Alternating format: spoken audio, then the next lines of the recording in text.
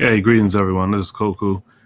Want to hop on real quick just to let you guys know what we have in store for you tonight. As you know, it's a Saturday Night Shoot the Breeze episode, episode 21. Actually, we're really progressing with these Shoot the Breezes, and they seem to be getting better every week. Tonight, we're going to talk quite a bit about quite a few things. We're going to be talking about the movie Needle in a Time Stack. We're going to be talking about its trailer. We're going to be talking about several rappers and their shenanigans. We'll be talking about the first quote unquote female 4-star admiral in the history of the U.S. Public Health Service Commission Corps. We're going to talk about a QAnon influencer who accused the Democrats of being pedophiles, and it turns out, guess what? We should be hearing from Kevin Carre tonight, who just returned from Jamaica, and I think he wants to speak a little bit about that tonight. We're going to talk about black folks in the workplace and the fact that a lot of black workers are choosing to resign during this time. We're going to talk about a detective who exploited black women. We're going to talk about the NYPD officer that killed a child with his car.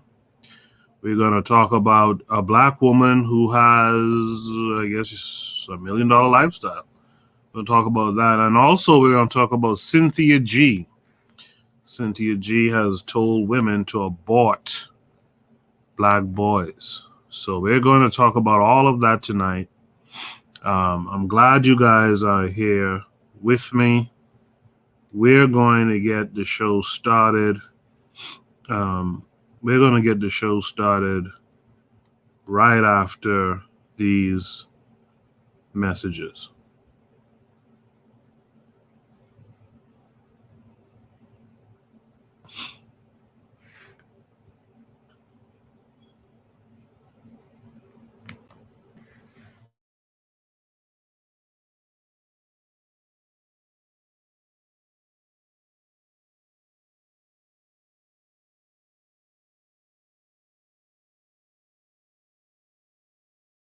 You are listening to the Bitter Medicine Podcast on KWAZ Radio.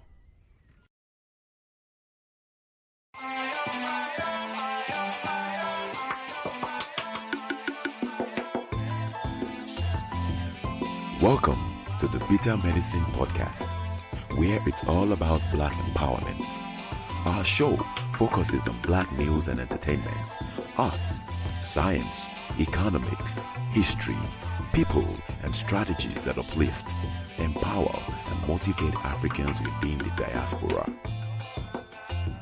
And now, your host, whose favorite color is black, Goku.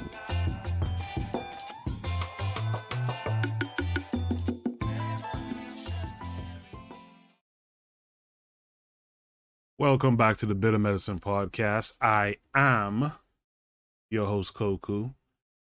Just want to remind you guys before we get the show rolling that this show is part of a podcast network called KWAZ Radio.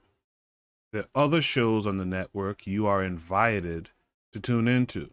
This is D Webb with the Harsh Reality Podcast, asking you to tune in where we tackle the news of the day that affects our community, only on KWAZ Radio. Peace, family. This is Oni, inviting you to listen to the Pro-Black Perspective, where black problems are addressed with black solutions. Greetings, fam. Tune in to The Learning Curve with me, the Revolutionary Matron on KWAZ Radio. You are listening to the Bitter Medicine Podcast on KWAZ Radio. Yes, indeed. Welcome back to the Bitter Medicine Podcast, another Saturday night shoot the breeze. I hope that we can have fun like we always do when we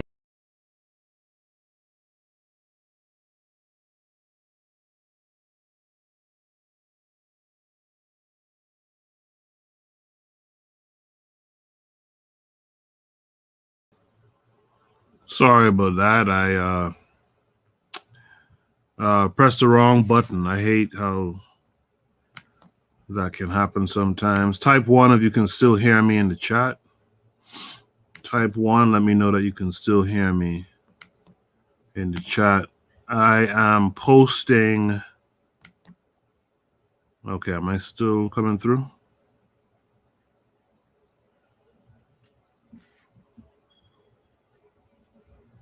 Can you guys hear me in the chat?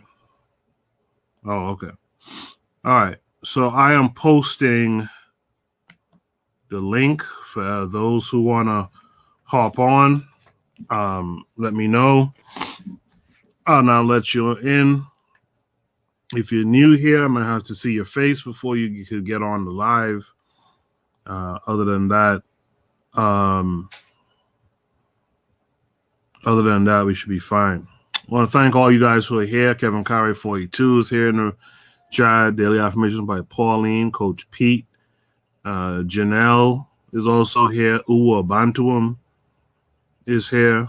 Uwa Bantuum says, greetings, getting ready for work, but showing support. That I appreciate. I really do appreciate that. A lot of people don't have as much character. I appreciate that. NYC Beauties is here saying, greetings. Kevin Carre 42 earlier said, greetings, family. Jamaica was lit. Had a wonderful time being there. Please travel to the Caribbean. You will be energized and refreshed. That's good news to hear, Kevin Carre. Being that that's Kevin Carre's hometown, actually. Yes, so here we are. I hope you guys are well. Type in the chat if you know how you're doing. How has your week been since the last time we met up here on Shoot the Breeze? Let me post the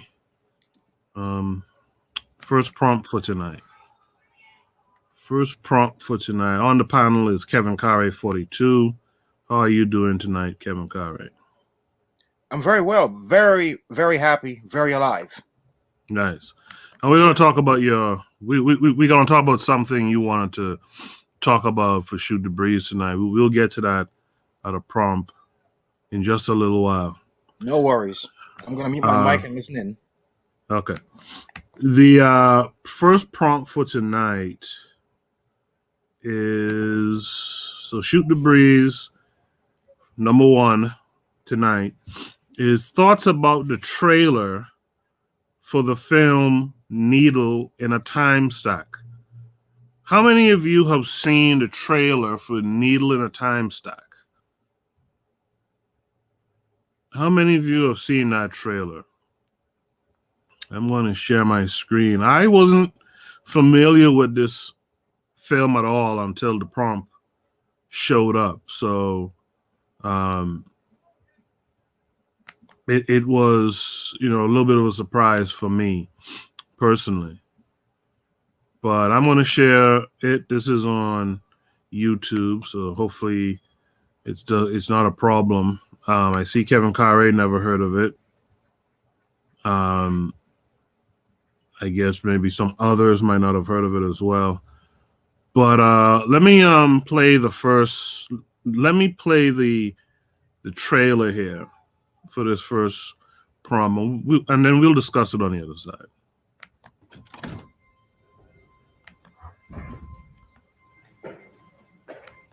Have a seat, Mr. Mickelson. Where would you like to go? You can be any time you care to.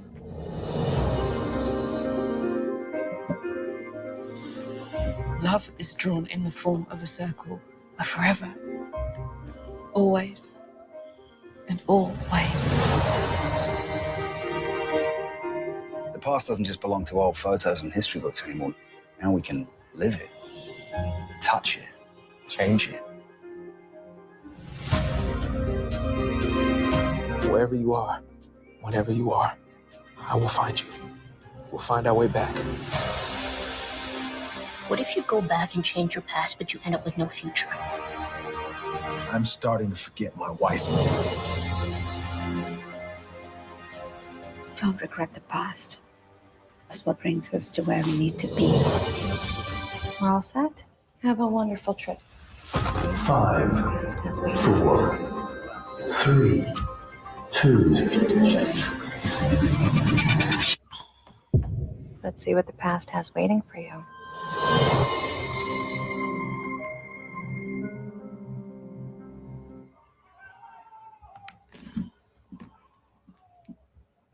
Yeah. So, were any of you familiar with that? And what did you think of that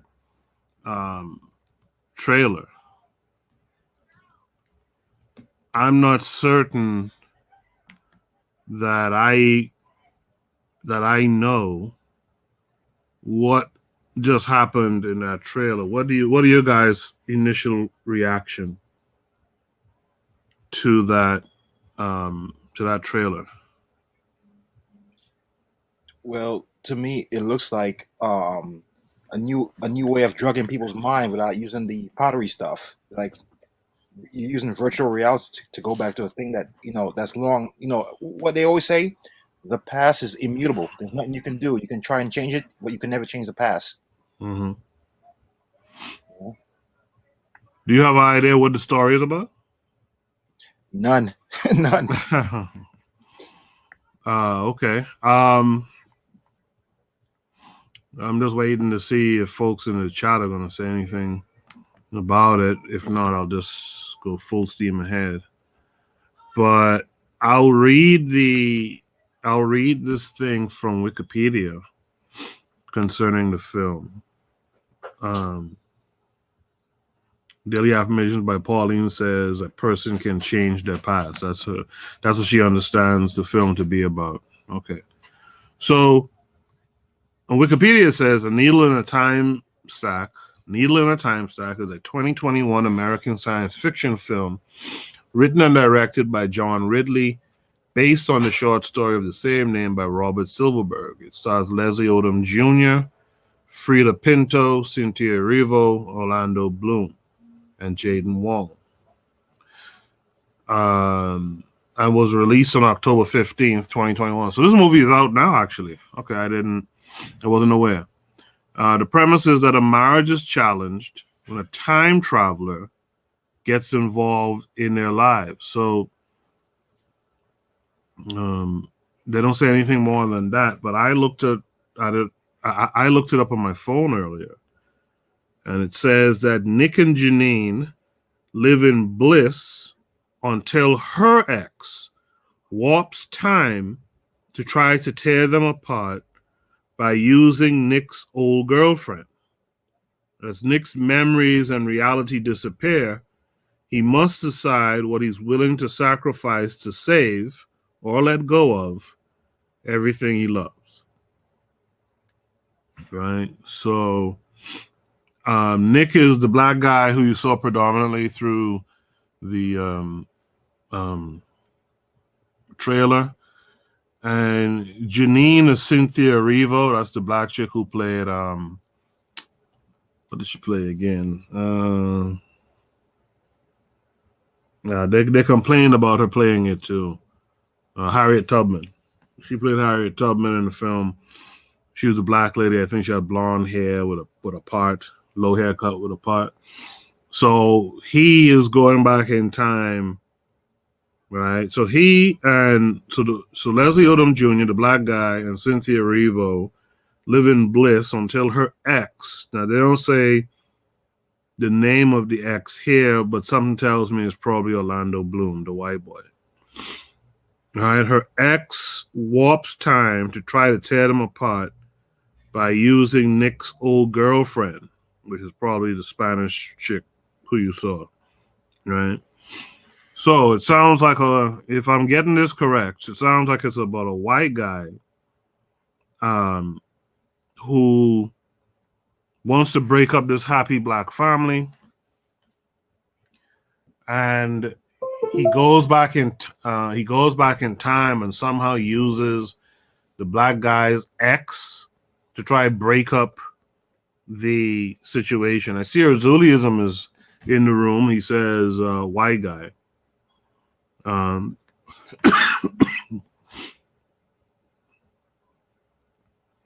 So, did Azulism just post a spoiler?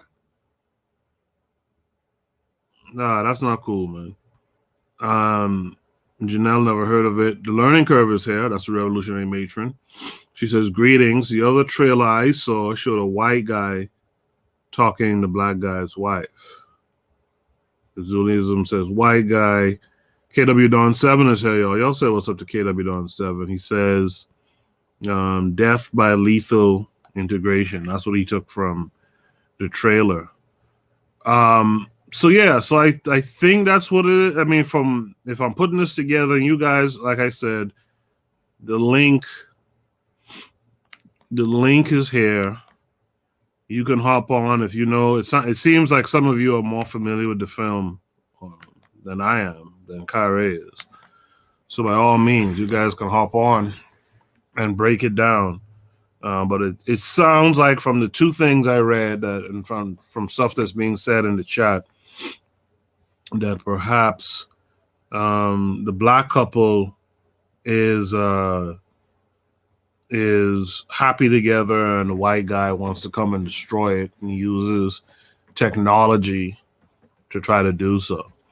You know, it reminds me of something Neely Fuller said, man. Neely Fuller said, and you may not like him or whatever, but Neely Fuller said something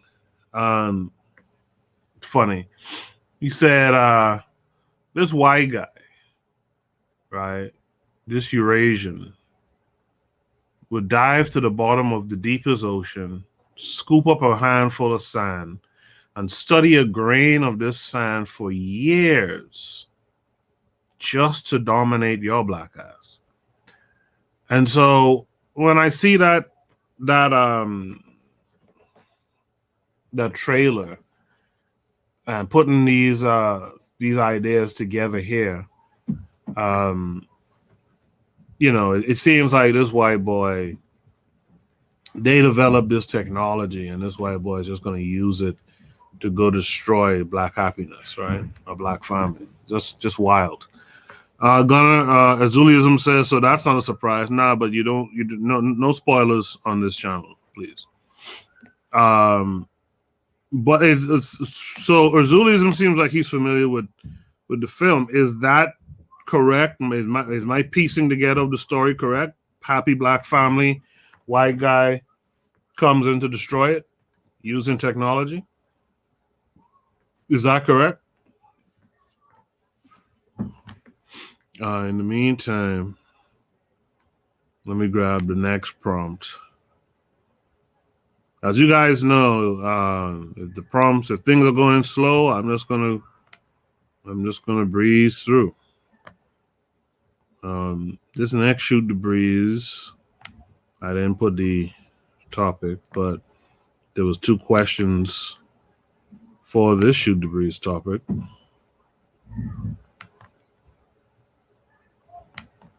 And paste.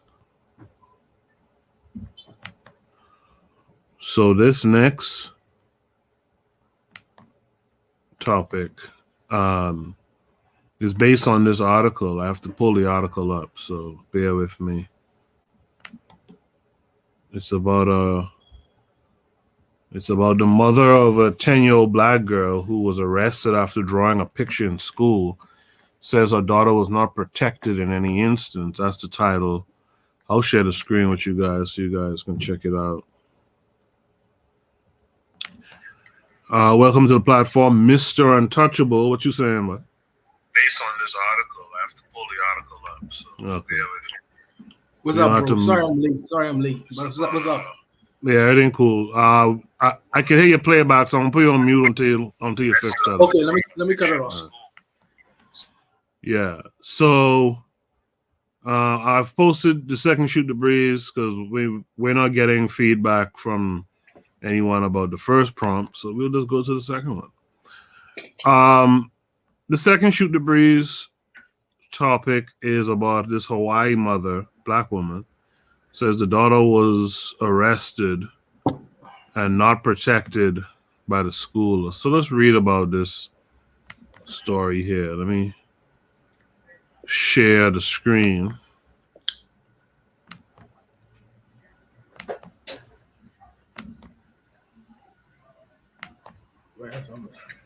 All right. So, okay, so we're good. Yeah. Yeah, so we're going to go to the next prompt. Shoot the breeze, number 2. Where was her mind? When are we going to learn? So let's read the story. That's the prompt. Those are the questions based on this story. So the story says, for a long time, Tamara Taylor wanted to live in Hawaii, but couldn't find the perfect moment to make the move. It wasn't until her daughter suggested moving that they made a plan. She said, Mommy, I learned this in school about Hawaii. Can we live there? And I said, yes. So from there, we began to plan to move to Hawaii, Taylor told Insider. The two moved to Oahu, Hawaii in July 2019 to start their new beginning, she said. But they had to move back to the U.S. mainland after her daughter, identified as NB, was arrested at school after she allegedly drew a picture of her bully when she was 10 years old. The incident has highlighted the traumatic and seemingly inevitable encounter Black children experience with police, particularly Black girls, and scrutiny around police in schools. I was mortified. On the morning of January 10, 2020, Taylor said she got a call from school officials at Honowai Elementary stating that they were thinking about calling the police on NB. A letter from the American Civil Liberties Union of Hawaii and Taylor's attorney said.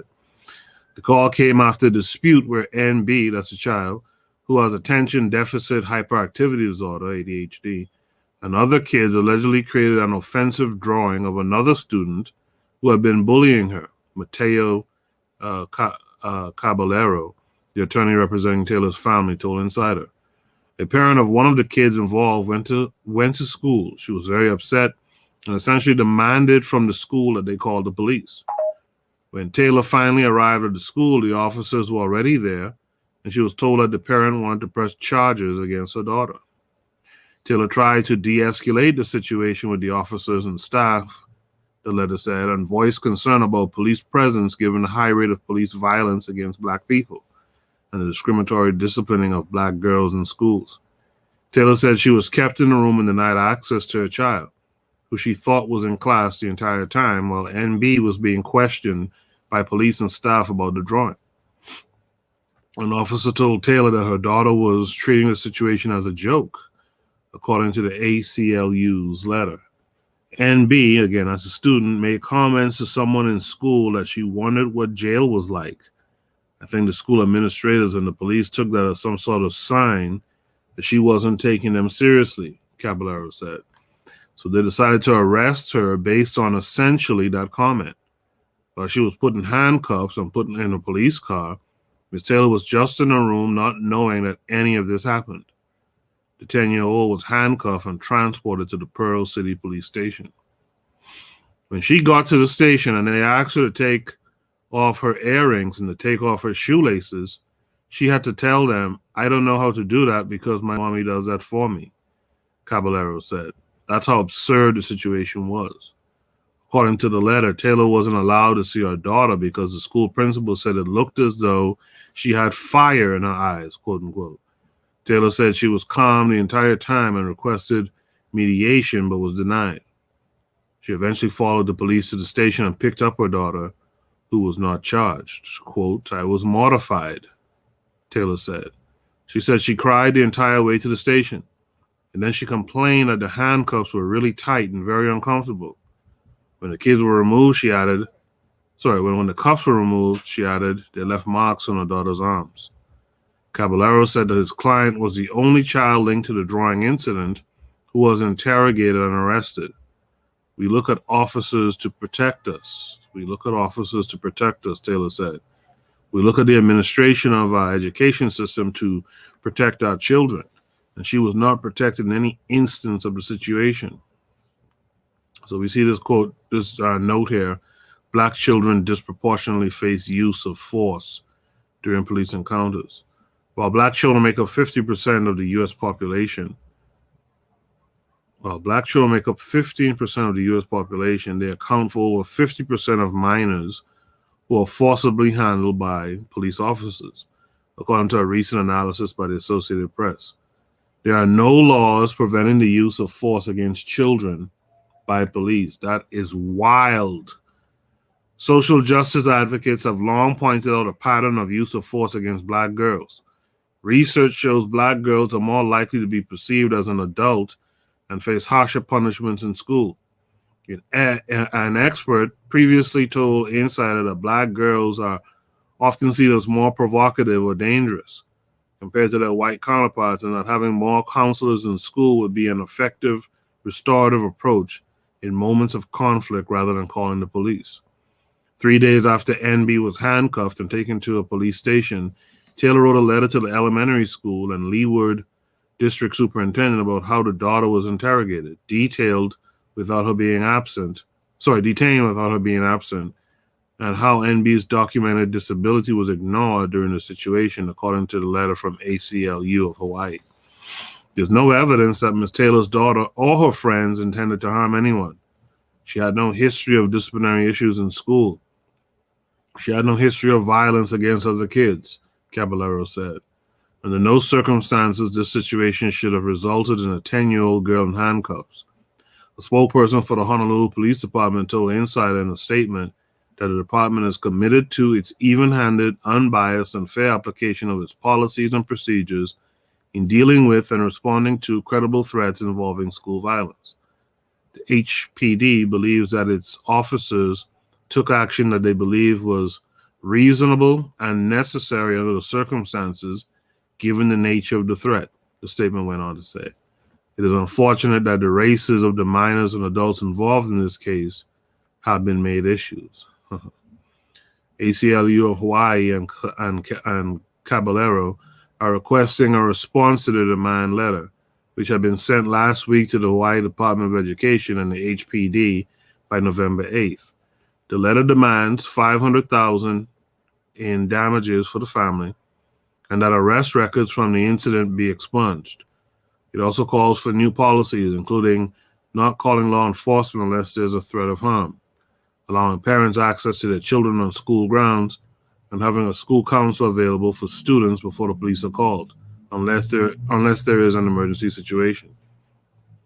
The HPD said in its statement that it's working with relevant stakeholders, officers, and investigators in connection to its response to the ACLU and Caballero's letter of demands. The HPD remains respectful to all impacted persons, including all victims and especially all minors, the statement said. A spokesperson from the DOE did not respond to Insider's requests for comment. This continuing, hold on. Following the January 2020 incident, NB finished her academic year at a new school in Hawaii before moving back to the mainland later that year in June. While she'd only lived in Hawaii for about a year, the impact of the experience has remained with NB, her mother said. Nobody knows about the sleepless nights. No one knows about the changes in appetite, she said. No one knows about just having to help your child cope through this type of trauma. Almost 2 years later, Taylor said she has been focused on rebuilding her life with her daughter. Leaving the life they were excited to build in Hawaii was a part of their healing process. At that time, at that school, during that incident, we lost our power, she said. The little piece of power that we had, we lost it, and this was the way to regain it back. So that's that whole story. Hopefully you guys have been commenting in the chat since that time, since I've been reading that whole article. And I see there is some comments, so let's just touch on it. So Zuliism asks a question, where was the father? Why are you following your kid anywhere? What the F, you have no friends? But keep going though, black people. Zuliism continues and says, reasonable, LOL, from a 10-year-old girl because she was being bullied. What happened to the bully? Zuliism, you're making a little bit too much sense there. That's the same thing I thought when I read it. So you had to call the police. So the police can be called when there's a reasonable threat. Like, what threat did this 10-year-old child present? Right? What threat really? Erzulism says it is illegal to interrogate a minor without lawyer or parents. Well, listen, I don't think it's illegal. And even if it is actually illegal, these guys make it functionally legal, because if you go back and remember the story about the Central Park Five, they were being interrogated without parents around. You know, whether it's legal or not, it's still what happened, and it's still what happens, right? It might say it's one thing on the books, but of course these folks do a totally different thing. Mr. Untouchable, what do you think of this story? Yeah, there are several issues in listening to the factual scenario of the story that comes up, but like again, initially I think that she broke the law of breathing while black in America, and that's a crime that could be invoked anytime against you know who. But what I hear from it, I hear false imprisonment. I hear kidnapping. I'm hearing kidnapping. You shouldn't remove a person off of one place and take them to another place, without the consent of the parents. What are you doing? You can't. Your charge. What's your charge against her? Your charge against her is by drawing a picture, and that's a charge. That's a legal charge. I don't see a crime involved there. So how is she being charged? Then the next thing is the so-called threat. She said that I wonder what prison is like. That's not a threat. You know what I mean? So I don't hear where a threat comes. And I agree with Azuliism when he says that the interrogation issue, that's a constitutional matter. You interrogating children, they're supposed to be with their parents present. You can't do that. I mean, well, I understand black people ain't a part of the Constitution, but I mean, if they're U.S. citizens, you don't have a right to do that, brother. And intimidation by the police. I understand it's going to be an assault too, because the little girl said she was injured. The fact that the handcuffs is very tight around a 10-year-old girl. Where these people have conscience, man. But I hear a lot of different constitutional issues. I hear a lot of crimes that the police officer would have broken. But again, I think that she broke the law of breathing while black in America. Because it's ridiculous. This could, Koku, imagine this. Let's just imagine if this was a 10-year-old white girl. Imagine the outrage that would happen from this scenario you just read to me. Imagine the outrage. But that's where I stand with that. When I was growing up back home, an adult wasn't even supposed to pick a child out, much less interrogate them, right? And imprison them and all this type of stuff. But again, black folks, and I think Azuliism might have said this earlier, black folks got to get serious in understanding your situation in these people's nation. The fact of the matter is that if it was your nation, if you had a share in it, when these cops and stuff do this type of thing to your kids, you would have taken care of that situation. I'm talking all these Trayvon, well, not Trayvon per se, but he was acting like a cop too.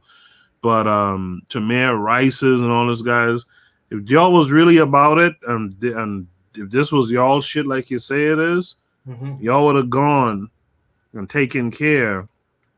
Y'all would have pulled up on them fellas' doorsteps about that stuff, and the same should have been done here. I remember watching this thing about police in Colombia. All that drugs back in the day. Those Colombian police had to wear masks and stuff because they knew that doing that kind of stuff they was doing, the blowback, that fellow showing up on your doorstep. Yeah, the cartels, yes.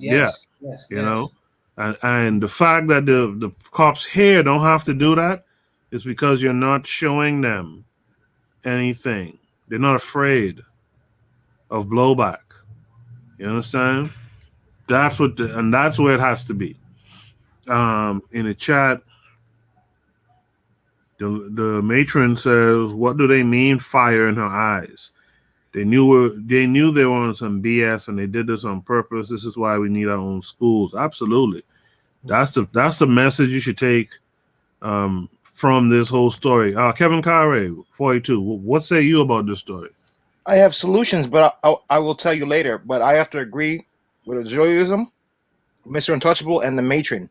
I have to agree. I have nothing more to say, but I will come back to it later on when I speak to you about my visit. All right? All right, cool.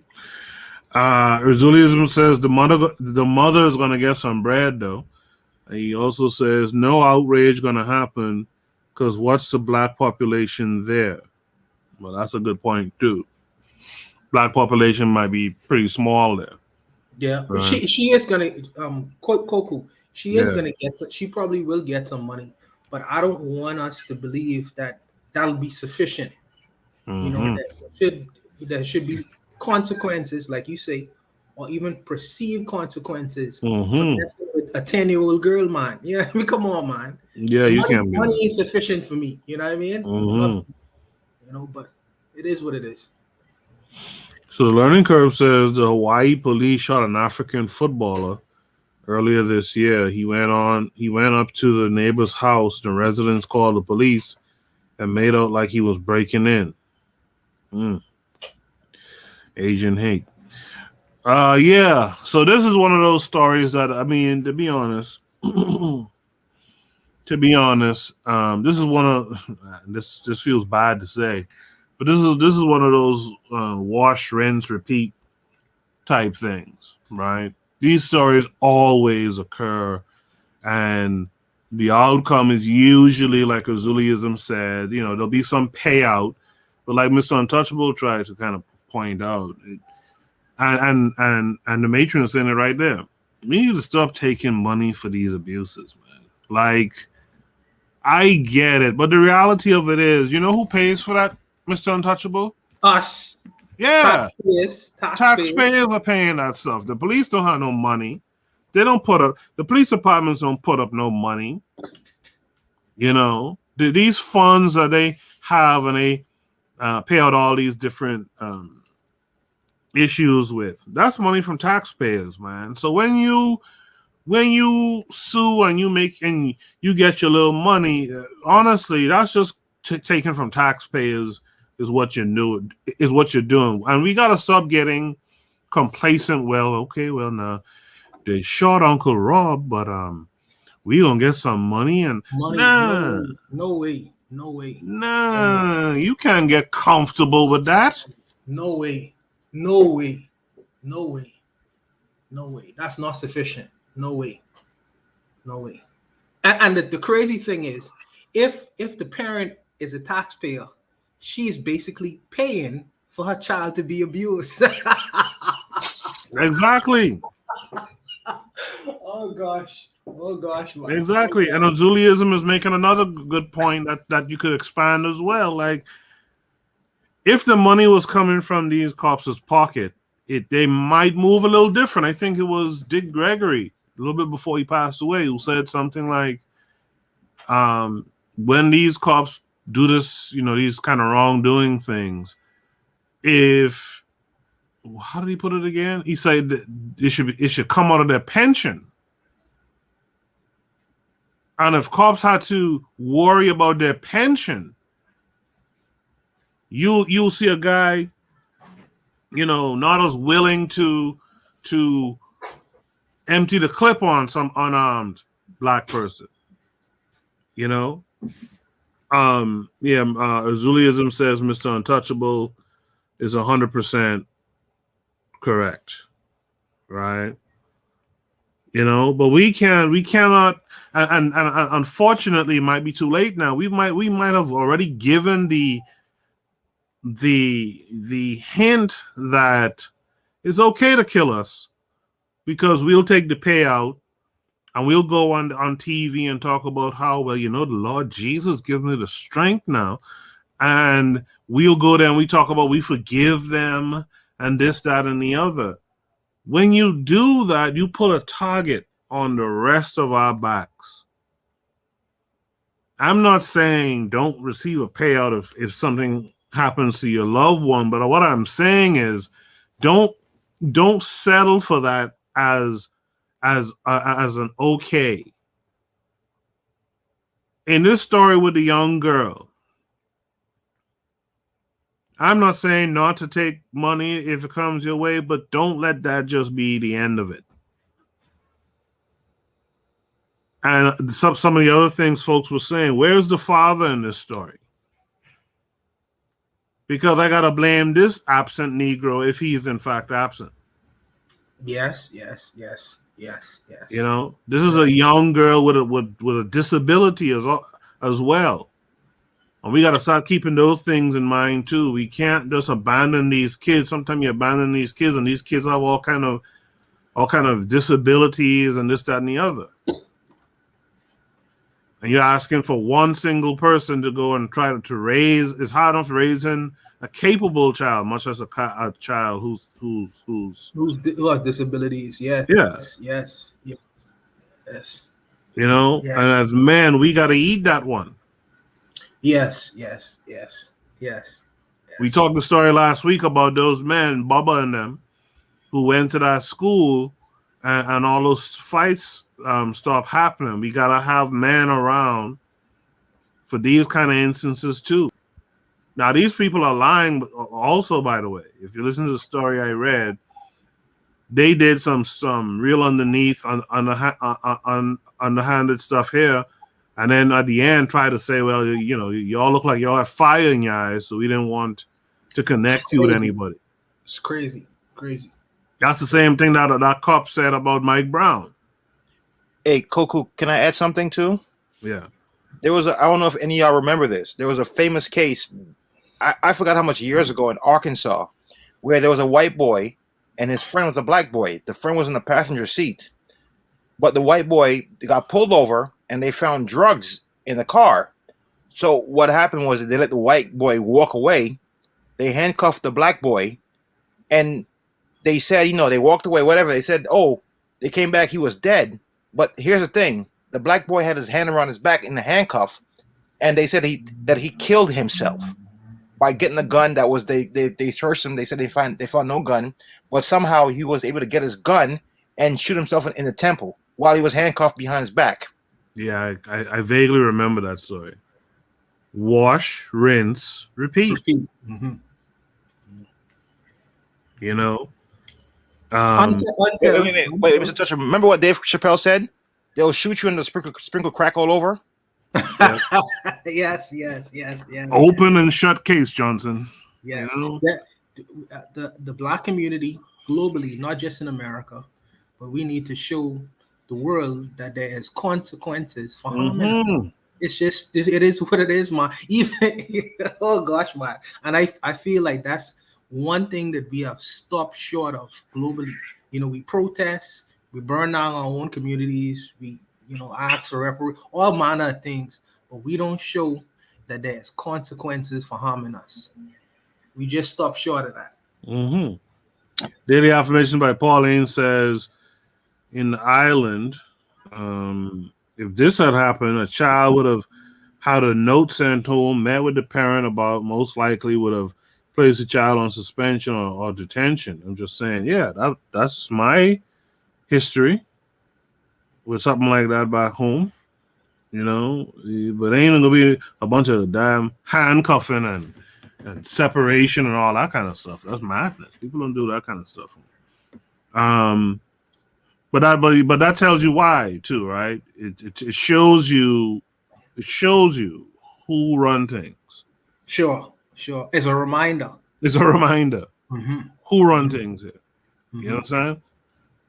Because in our home countries where it's 85 to or 87% black, you ain't hearing that kind of story in no school. No. Yeah, people have too much humanity for that. Plus, someone coming by your doorstep. Absolutely. Because the police officer lives in the same community. The teacher lives in the same community as the child who is aggrieved. So I mean, what you gonna do? That's You and your P's and Q's. Yeah, we can come see you. We can come see you. We and your P's and Q's. You know, that shows you the difference of who run things and where. You know, granted, we from a small island, but nah, you ain't doing that. You know, Azulism say, why is a woman going somewhere where she has no family? Good question. Daily affirmation by Pauline says, I saw those men who are volunteering at the school being highlighted on the morning national news this week. Good for those guys. That's good to hear. The learning curve says we need Haitian solutions. Haitian solutions. Yeah, that's pa-boom right there. That's no good. A 10-year-old. I mean, for those of you who are parents out there, or uncles or aunts to little kids, if you've ever held a 10-year-old's hand and held them by the wrist, you are so afraid of damaging them. I mean, literally, a 10-year-old is so fragile, right? That to put cuffs on a 10-year-old and a girl at that. It's a provocation to murder. You are Absolutely. provoking me to do something harmful to you. It's a provocation. I'm telling you. Absolutely. Because you don't gonna just do that and I accept that and say, you know the law is the law, you know, and allow some big white man or big guy to come put handcuffs where he's injured. Nah, man, don't go like that, you know. And may I add too, this is why a lot of black girls grow up to be angry black women and they hate a lot of black men. Mm-hmm. They're like, why was my father there to protect me? Mm-hmm. We gotta eat that. Yeah, we got that to a point where Azulism said that, you know, this is why these things happen. No, man, don't go like that. Yeah. And so when you understand that, there's a couple of, let's talk some solutions here. There's a couple of things. Number one, black women, if you end up in the unfortunate predicament of being single black women, right, mothers, you got to put in the work to have around you a masculine energy.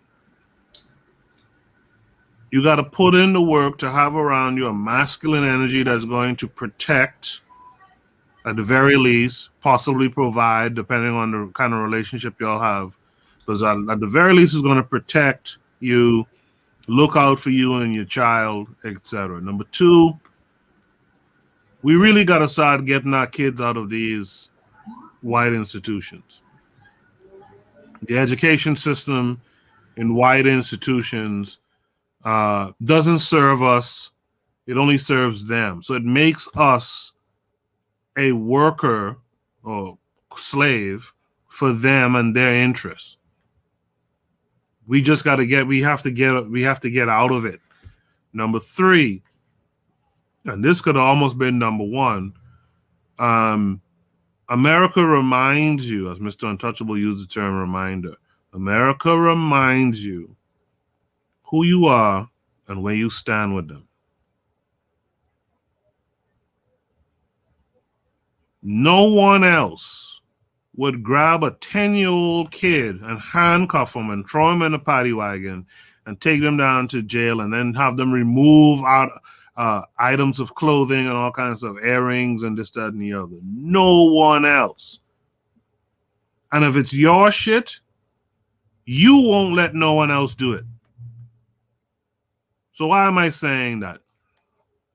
Let's cut the bullshit talk about who shit it is.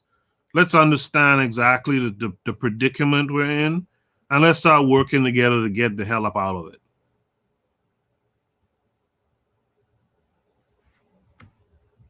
Azulism says, can we address that the Hawaiian are not white? They were colored. Yeah, I never felt that Hawaiians were black at all. I mean, I know there's some story that I heard mentioned one time about the Black Prince or something like that. But at the end of the day, let me tell you something. At the end of the day, if you can't trace your your lineage out here in the West, back through the Middle Passage to the continent, I really ain't got no time for you. And it's like a lot of these folks, they're running away from their Africanness. They don't want to be Africans. You know what? Let them be. When they get caught out there, hey man, you ain't one of us. Yeah. So I guess those Hawaiians would probably consider themselves more so Asian than anything. So if that's the case, cool. And this is why we gotta have these conversations sometimes about who's black and who's not, because we get fooled into thinking all kinds of people is in our corner, right? The folks in the DR, they fuck them. If they don't want to be whatever, we ain't got time to fight with them, to make them accept something, even though their grandmother looked like James Brown. We ain't got no time for that shit. Hey, Coco, I have a story about that, the DR people, right? Yeah. There's a high school up in the Bronx called Monroe. Mostly, that neighborhood is mostly a Dominican. There's a baseball player. He's darker than me. So, I'm talking about, African, like, he goes, oh, you want to see Africans? You should go to Haiti. I'm like, what the F? You look more African and darker than me, and you saying that you're not black. But I didn't want to say anything. It was me against them. So I just walked away. Yeah. As the learning curve said, Tertullianism, facts. It's everyone against the African. And that's fine, too. You don't have to be afraid of that. For those folks who might be stumbling across this episode in the future, you don't have to be afraid that everyone is against the Africans. I mean, that's something to kind of rejoice in. That's something to kind of come together and celebrate. In other words, and by that I mean come together and organize on how you're going to deal with it. Right? And that's simply it. We don't have to, we want too much friends all the time. Just take your own licks, and then when we get it right, we'll dish out our own licks too. That's it. Judaism says these new Hawaiians are Mongoloid. They're not us. Yeah, I guess you could call them that. You guys post your any last thoughts on that topic, Mr. Untouchable? You have any last thoughts on that topic? No, not really. No. Okay. But yeah, that's another thing to just get you more upset and to do what you're supposed to do to better your situation. What am I doing? Hold on. So this is prompt number 3 for tonight.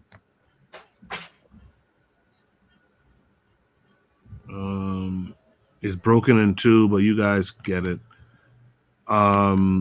Shoot the breeze, number 3. What does he mean? So there's a video I got to play, but the prompt is, what does he mean Takesha empowers women? When our Black equals African rapper is going to apologize for their part in the nonsense. I don't support Vlad, Takesha, or J Balvin. There's some slave-ish plantation whore culture. And the post is still there. So let me grab the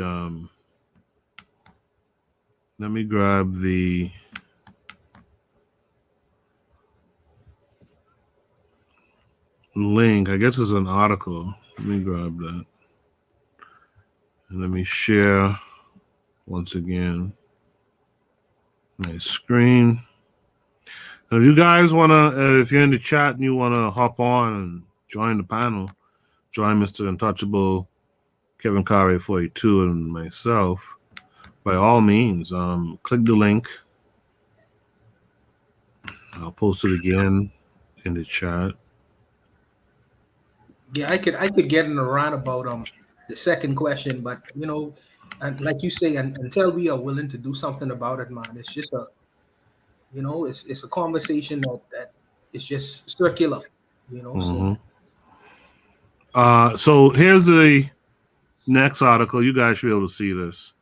J Balvin, who I am not familiar with, apologizes for depicting black women as dogs in music videos. So let's play the video.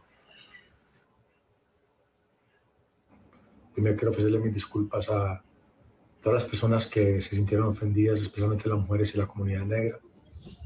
J Balvin has released a statement about his Perra music video following its removal from YouTube a week earlier. The visuals showed the Colombian artist tugging at two black women on leashes, a group of black people made up to look like dogs, and his Dominican collaborator Tokisha posing on all fours inside a doghouse, prompting Colombia's vice president and chancellor Marta Lucía Ramirez to call the video sexist, racist, machista, and misogynistic in an open letter published October 11th. Taking to his Instagram stories on Sunday, October 24th, Balvin said, "That's not who I am.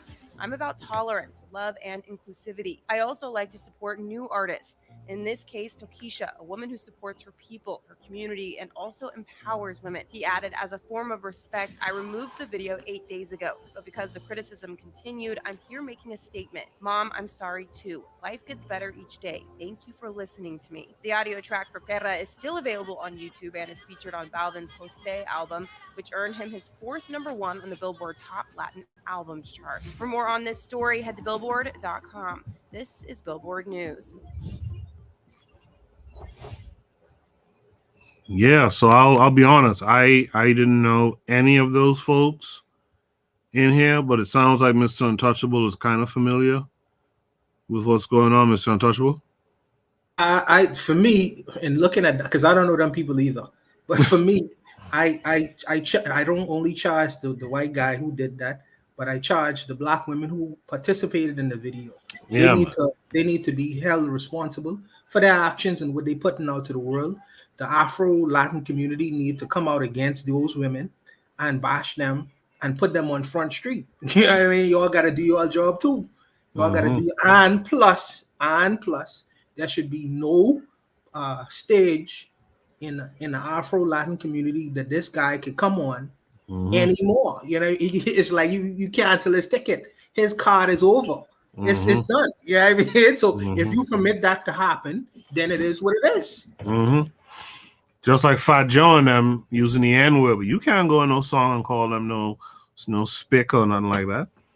You know, you let these folks get too comfortable. Anti-Jewish word. You can't even say an anti, even though the Jews control the music industry. You can't say a thing in a negative word towards the Jewish community.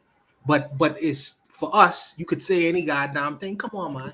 Yeah, come on. I want to add to what Arzurian just said.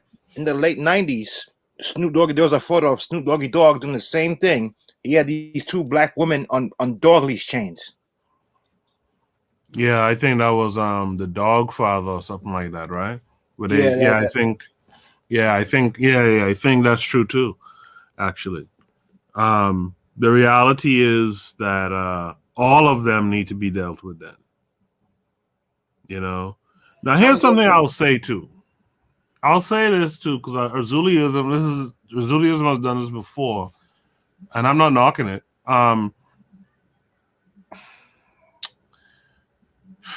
It's going to be tough to say this because a lot of people won't understand, but sensibilities change too. Some of the stuff that, because remember it was I'll just say it like this: sensibilities change and your mindsets change. And so you could look back and you could knock some stuff more. Because to be honest with you, with that Snoop video, for example, I think that's the one where he turned into a dog too, didn't he? And to me, yes. Pardon me? I think this was his first video, Snoop Dogg's first video, when he turned into a dog too. Yeah. He morphed into a dog too. Yeah. Right. And to me, I didn't think anything of it. He's Snoop Dogg. I didn't think anything of it. So it's possible that when the women, because me personally, I don't remember the video with the women per se on leashes or anything like that. But it's possible that it didn't get pushed back because people saw it as a part of a theme, his theme. I'm not making excuses. I'm just saying. But anyway, today in 2023, going on 2022, our understandings and our sensibilities to this stuff is different across the board. And so you just can't come out. If Snoop had come out with a video like that this year, I could get on Snoop's ass about that completely. But we're in 2021 now, right? Everyone knows. It's like these white boys who come out because it's Halloween time, right? These white boys who come out and blackface some shit every friggin' year. Like, come on. This has been discussed now for a number of years. Every year someone has made an example of for it. So this guy, whatever his name is here, J Balvin, he has no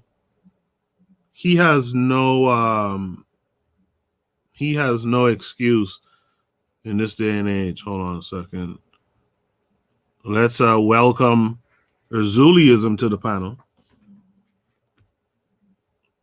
Hey, what's up, everybody? Greetings. Kyrie, Mr. Untouchable. This is what I mean by that. Snoop, the thing with Snoop, when Snoop walked into another dog, that's an empowerment thing. Because Snoop realized the dog as a aggressive. It was a German, either a Rottweiler or a Doberman. That's not the same as putting putting black women on a leash and then walking them with a leash. That's totally different. And I know I disagree with you, Coco, on that. I don't, because Snoop would not let his daughter. If he took his daughter back then, he would not let his daughter be on a video with another rapper with a leash on her and walking her. I'm not giving these niggas no pass, because even back then, and it wasn't back, and I'm not talking about that per se, what you were talking about. That's something that probably happened 5 or 6 years ago. So when a man is walking with a woman on a leash, she's saying that's my bitch. I control her. And another thing, we want to blame the black women in the video for doing this and that. What happened?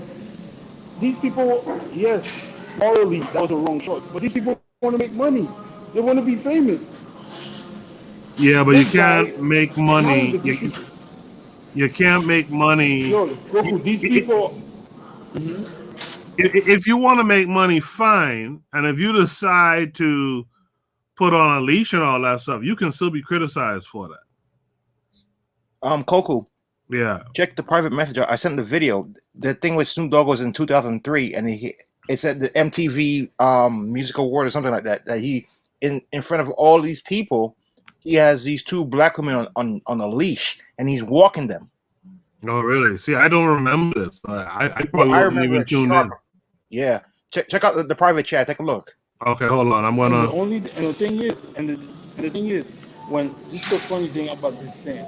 If Megan Thee Stallion does that to the women, nobody's gonna say anything. They're gonna say that's empowerment. That's the funny thing.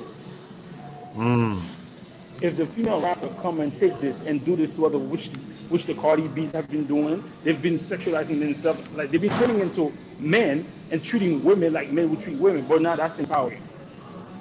Like the thing that video right there was alright. It was disrespectful. It was trash. But who put that in? Who told the girls to do that and told them that was fire? So who told them? I'm saying that, yeah, exactly. The people in the industry, the A&R people. It's the same thing that the matron was talking about. They sexualize the black woman, make her look like she's a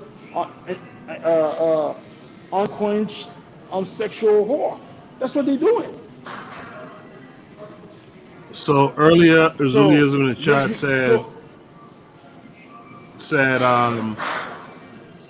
he said Snoop and many black people do the same thing as this guy did in the video. Daily Affirmation by Pauline says, I saw videos on YouTube where black men have their women on leashes too. The Chief Mindset is here saying greetings. He said his video is not different to Snoop Dogg and other rappers. I never said it was different. And Uwa Bantam says he does remember Snoop doing that. And speaking of that, here's Snoop Dogg. This is what Kare sent me in the private chat.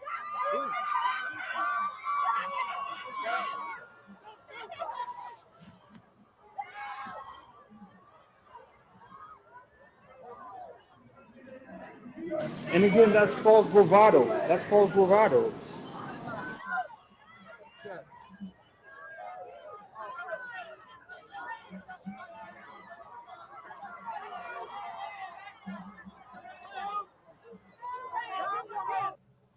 Yeah, that's some whole shit from Snoop too. That right there, that's And again, that's some whole shit. Go ahead. And I'm going to say this: if your black men could do this to you, what's the other race are gonna think? If your black man is doing this to you, what's the other race gonna think? But if there was a code, be like, yo, you can't do this. I'm not doing this to my own women. You could never do this to my woman. Yo, we gotta take responsibility for our own shit.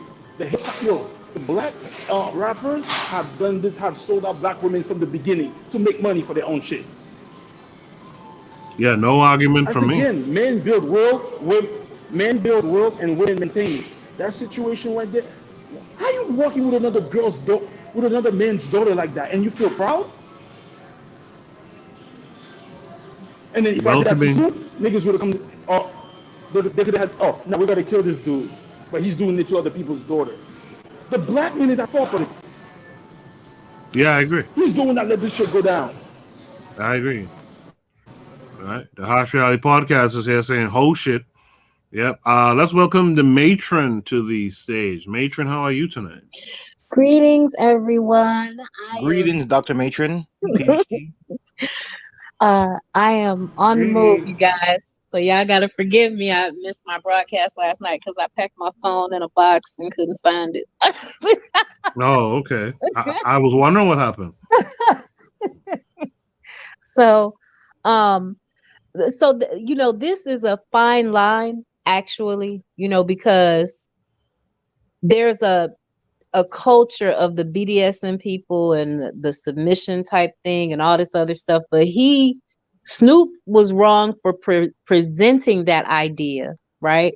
But then this Dominican person took it a step too far because they can't do everything we can do to our people.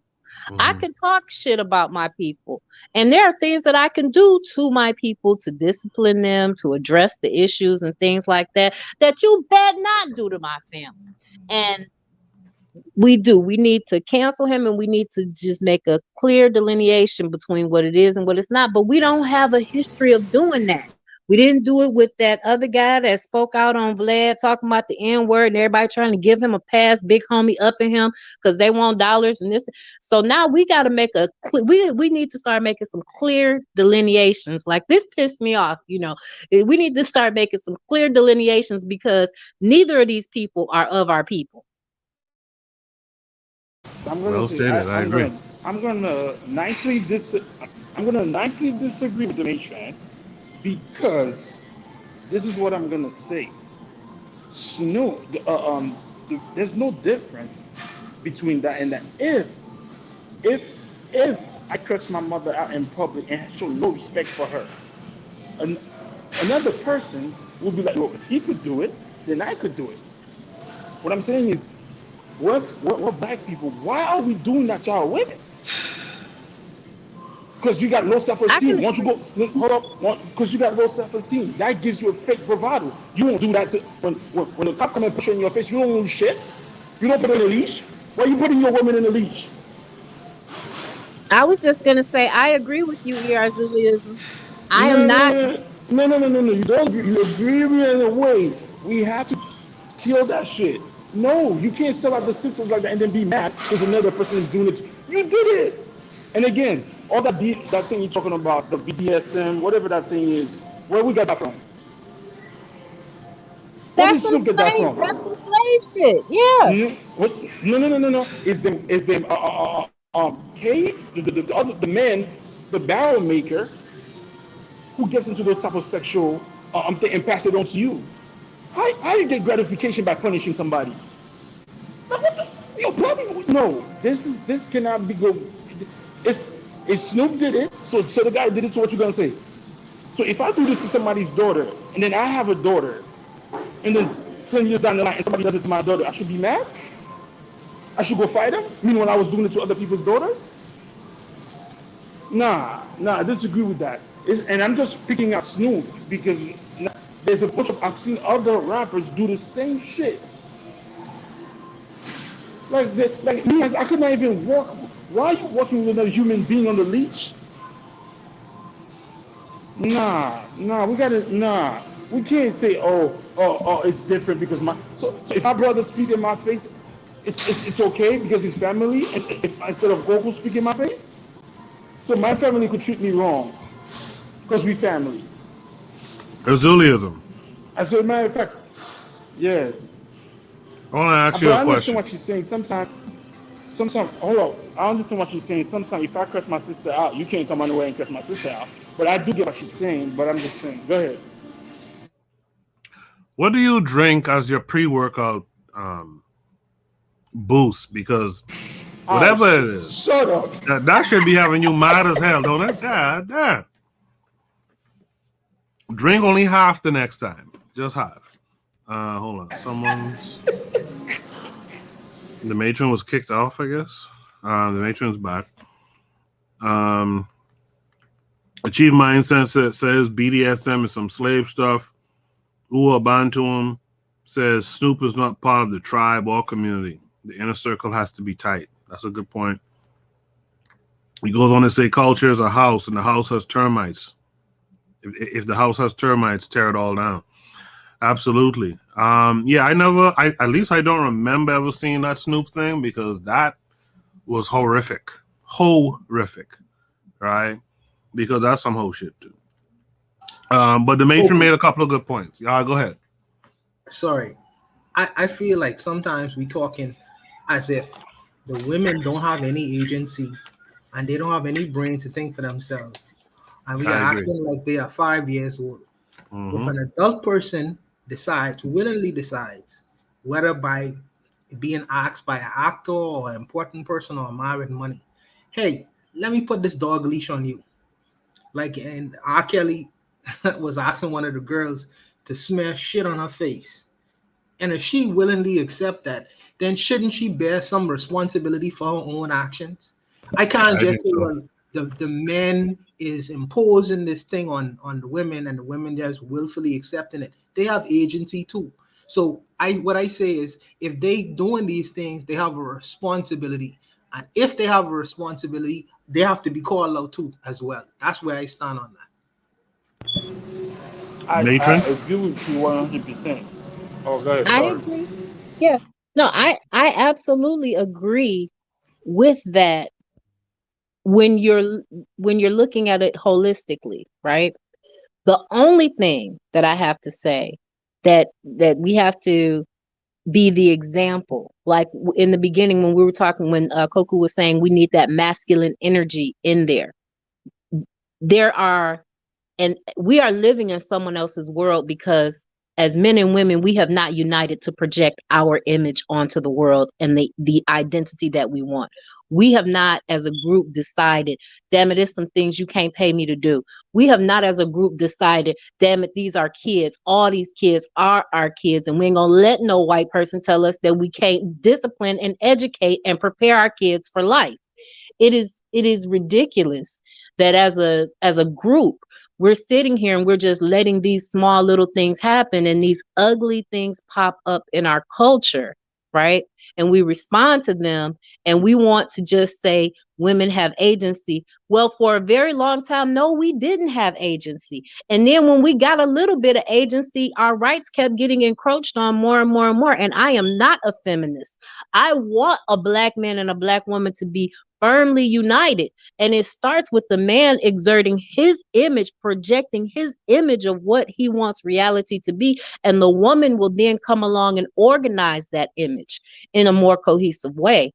That's the way that works. And when you got white people projecting an image onto the world, then women are just responding to that, organizing it, because they haven't decided to come into knowledge of self, because it's not economically beneficial to do it. And it's not socially beneficial to do it either, because when you are a conscious person, most of the time you wind up alone, because nobody understands what you're mad about all the time. But Matron, I'm gonna push back on that a little bit, because I want my woman, despite the fact that despite the fact that she listens to what I have to say, I want her to have the ability to think independently as well. Why? Because what happens if something happens to me and I can't reach her? What's going to happen to my children if I can't instruct her correctly? So I have to trust that she is able to think critically in a rational way, independent of me being around her. You understand? So it can't just be me signaling to her or trying to program her in a way to take instructions and, well, you should think like this. I also wanted to think independently of me as well. That's my problem, and that's where the responsibility comes in for me. Right. And I agree. And I'm gonna let Zuliism because he said he got next. I just want to respond to that. I 100% agree with you. What I'm saying is that as a holistic group, we're responding to generations of bull snot. We're responding to generations of trauma. And in your individual relationships, you may be able to achieve that. And you should. You're supposed to achieve that. Because if this black woman, Takasha, or whatever her name is, which when I saw her name, it reminded me of Takashi 6ix9ine, but I don't know what that's what it reminded me of as far as the phonetics of her name. But anyway, I absolutely agree that that should definitely happen, and you should be with a woman that can think critically for herself. But I'm talking about holistically as a group, and the image that winds up bubbling up to the top of our society and being pushed forth and projected out onto us. But I agree with you as well. I agree. Tell me. I Sorry, go ahead. Sorry. what I don't know. This is me. I agree with what the matron said. The black men in this society are not righteous and morally astute. They're not holding the morality that Coco spoke about, the 42 laws of Ma'at, the laws of the universe. You're not holding that. The women are just reflecting your sexual deviancy back to you. You're the man. You're supposed to be moral. Like, we're not doing this. And the thing is, if you get a woman that's accepting of what you're saying, she's going to be morally upright too. You men cannot be morally not morally deviant, and then you want the woman to be deviant. You want the woman to be morally upright. What I'm saying is, I understand what you're saying is that you want the woman to make the decision on her own when you're not there. But if you put it in her head, if the society is about moral uprightness, if that's a word, most of the women are going to follow. But if you're in a society where everybody do what they do, now the women are gonna do what the society says is okay to do. And can I add, I agree with you, Urzu. We need to make, as Coco said many podcasts ago, we need to have rules. We need to have rules in doing these things. Yep. I digress. Rules mean that you have the power to enforce these things. And unfortunately, a lot of us are not in that so-called powered position. All right, Mr. Untouchable. Right after World War II, the Jews were decimated, right? The Japanese were decimated. Yes. Right? Yes. What they did was, the majority of the society were with the American imperialists, but we're going to form our own party. We're going to get these people out of here. So what they did, they formed groups, and they had strict rules amongst those groups, And what they did, I said, they consolidated. They started saying, listen, this person is straight. He's selling us out. We need to get rid of him. He's selling us out. We need to get rid of them. We need to shun them. Even if you can't punish them outright, you can always shun them, because what's going to happen when you shun these people and you start taking a stand is the majority is going to say, oh, look, this guy that we hired to infiltrate the group, he's being pushed out, so he's of no use to us. Now, guess what? That person is stuck he's stuck in purgatory. He can't go back to the oppressor, and he definitely can't come back to the new group. It's all about having faith in that group, because as I said, the woman in Hawaii, you have no man there. You're out there by yourself. As Julian said, you're out there by yourself. I respect that, Kevin. Let me just finish and I'll let you go, Mazuli. The only problem I have is, these people could do whatever they want to do. You know what I mean? But the danger is that these people are a representation of many other people. You know what I mean? So when you put a black male and a black female out there, and you see, you know what I mean, the images that's being sent out across the world is the woman is in that position and the man in a dog position, the man is in a pimp position, because you had the biggest pimp in the world standing behind the both of them. And then you have Snoop Doggy Dogg with his head slicked back, and it's almost he don't even have his own natural. I don't even know if that's his natural hair. But you putting these images out to the world and say this is a representation. That's his natural hair. That's his natural hair. Of a black person. Yeah, but Mr. Untouchable, to me, that's a very dangerous thing to send out to the rest of the world. Yeah, that's very dangerous. Mr. Untouchable, it's not us that's sending that thing. It's the dominant society that's sending that stuff out. That Snoop Dogg has sold his soul to, you know, because he wants to have a nice penthouse. He wants So that's where all the accountability that Mr. Untouchable is talking about as well, which I co-sign as well. There's culpability. You want men to lead, to push the rules, to maintain the nation. I get that, and I'm in full agreement. But others have responsibilities too, and so you have to answer for stuff as well. If you're a woman, you're a black woman, you shouldn't. Hold on a second, Azulism. Hold on. If you're a black woman, you also have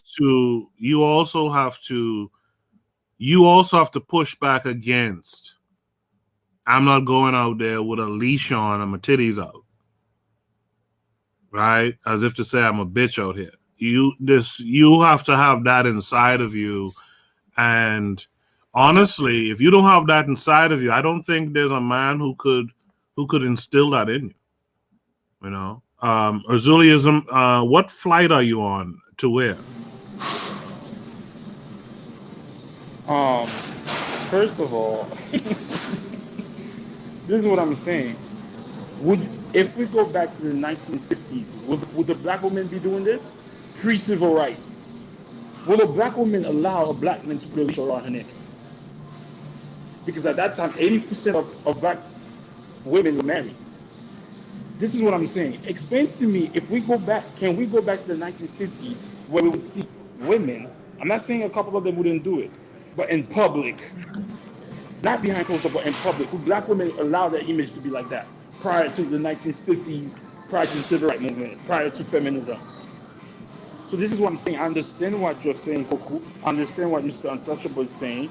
But I'm saying that if the society is immoral, women are going to follow. That's what I'm saying with that.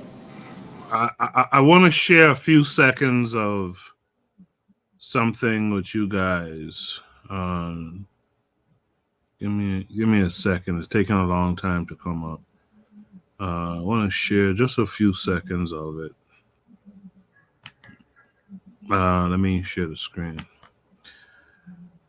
Y'all bear with me. Sometimes things go a little slow here.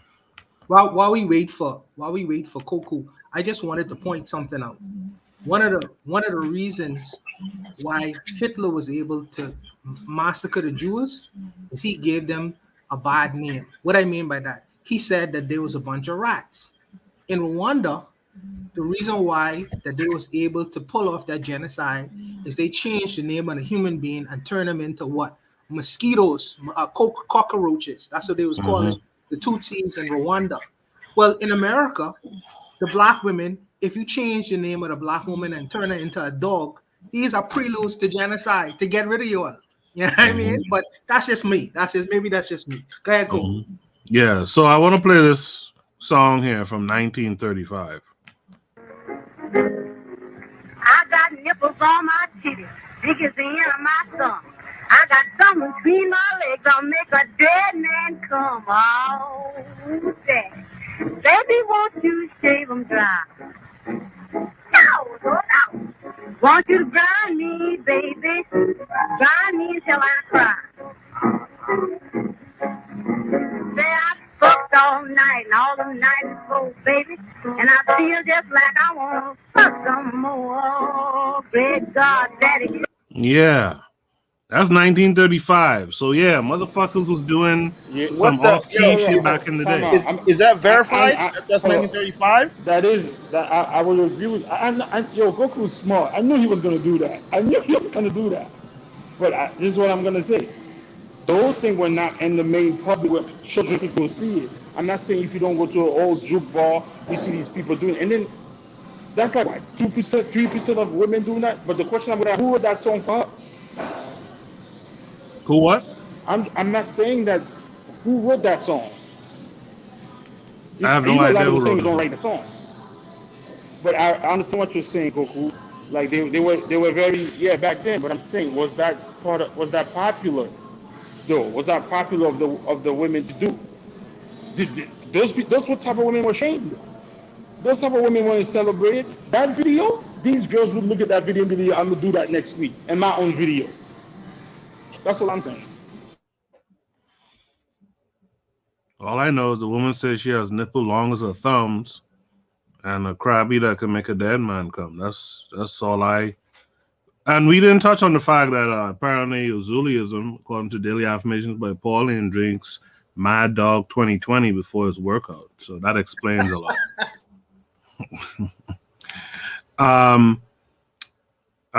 Kare, do you have any more comments about this prompt? I'm still laughing about that last video, man. That's 1935. Yeah, I think that song actually came on 33, but yeah. 1930s. And that's not the only one of its kind, by the way.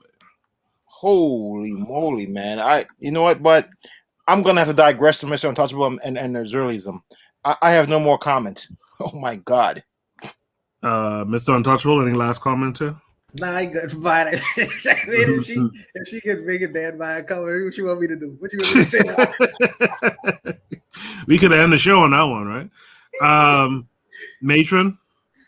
I will say this, similar to what Yarzuliism said. There's always been a subset of our society that live this reprehensible life. Richard Pryor, what was it? JoJo Dancer? Richard Pryor did a whole bit about growing up in a whorehouse. Okay. Yep. But these people were not in the elite and the ones that were looked at as the moral compass of our society. Right.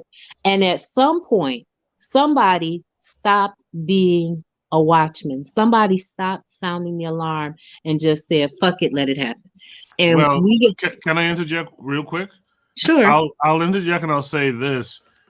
If I think, what's her name? Lucille, or I think she went by Bessie Jackson, but she's known as Lucille Bogan. If Lucille Bogan had the platform in that time, if they had the media and all these outlets, what do you think would be the comparison between her and a Snoop Dogg? I think that there were things that we didn't do in public. She might have still been wealthy. She might have still done a lot of other things. Burlesque shows were a thing. What's her name? Josephine Baker went to France with the whole banana dance thing. Yeah. We know this stuff happened and has always been popular. Sex sells. Sex was not always our culture in this country. I get that. But the point I was trying to make is that had this woman had the platform that artists have today, she might not be on the same height, but she might be close though. I would call her a grand distraction. That's what I would call it. She would be a Megan Stallion. She would be and let me explain why. If you look at the time, it's 1935 in America. What's happening in America in 1935? But black people was getting lynched like crazy. Yeah. You know what I mean? So you want to try to distract people from the madness of Jim Crow and getting lynched and all that nonsense. So what do? You go on a microphone and you sing and you dance and you say the most salacious things as you can. Why? Because it's escapism. Fast forward to 2021. when black men getting shut down and 10-year-olds getting arrested and sent to jail. You need grand distractors. You need a Cardi B to say salacious things. You need a Megan Thee Stallion to do salacious things. Why? Because these are grand distractors from what's actually going on in America. Mm-hmm. Speaking of titties long as thumbs, Zuliism is back on the panel. Zuliism, what do you have to add? I'm gonna say that the reason this is the main who's controlling the music industry. If it's the same people that are controlling the music industry right now that was back then, yes, she will be out in front in the open, because these people that are controlling the music industry, the entertainment, don't care about our survival. Mm-hmm. So if it was the same people that's controlling the music industry back then, yeah. But the thing is, back then, as I'm saying, like the Matron said, like you also said, just like in Caribbean music. There's a guy in Caribbean music in my country, his name is Coupe. The guy was very sexually, his lyrics were sexual. But that's what you call the double entendre, like it was innuendo. Is that the word? Like it was the undertone. Like a kid, I was listening to that song and be singing it. I didn't realize what he was talking about till I was 25. Because my cousins, my uncles, they wouldn't tell me what they were talking about, but they knew, and they would laugh at the little kids for dancing because they knew what it was. We didn't know until we beat them. It's like, oh my God, that's what you were talking about. So I'm saying now everything is out in the open. No sexual discipline is destructive for the black community. I agree with that, 100%. Lack of sexual discipline. By the way, that airplane noise you have there, it's I'm in the gym, man. Shut up. Yeah, but we have to have better sexual discipline, male and female. We can't. The thing the real point I want to get across personally in this story is we have to take accountability. Men, women, inside the story, outside of the story, close to the story. You know, there has to be accountability. Sexual discipline is accountability. You know, calling out the bullshit. You went and you let a man put a whole chain around your neck and pull you out of a limousine like that. You have to take some accountability for that. Snoop, who did it, has to take accountability. And we as a people have to take accountability for letting this Hispanic, or whatever you want to call themselves, Spanish, Latino, whatever, Latinx or whatever. We got to let them know, you know, we have to hold them accountable as well. And I think that's what we miss in this whole story is everyone has to be held in check. Everyone has to be held accountable. I'm going to post the next prompt. If you guys have any last comments, you can make them now in the chat or on the panel. This show is great. I'm loving where the show is going right now. I appreciate that. I'm posting the next prompt. Again, you guys can post, you know, you can, if you're here with me live on the panel, you can speak your piece about that last prompt as I set up the next prompt. This is prompt number 4, actually. It is the first, quote unquote, female 4-star admiral in the history of the U.S. Public Health Service commissioned corps. And you gotta see it to really believe it, right? When I say whole shit,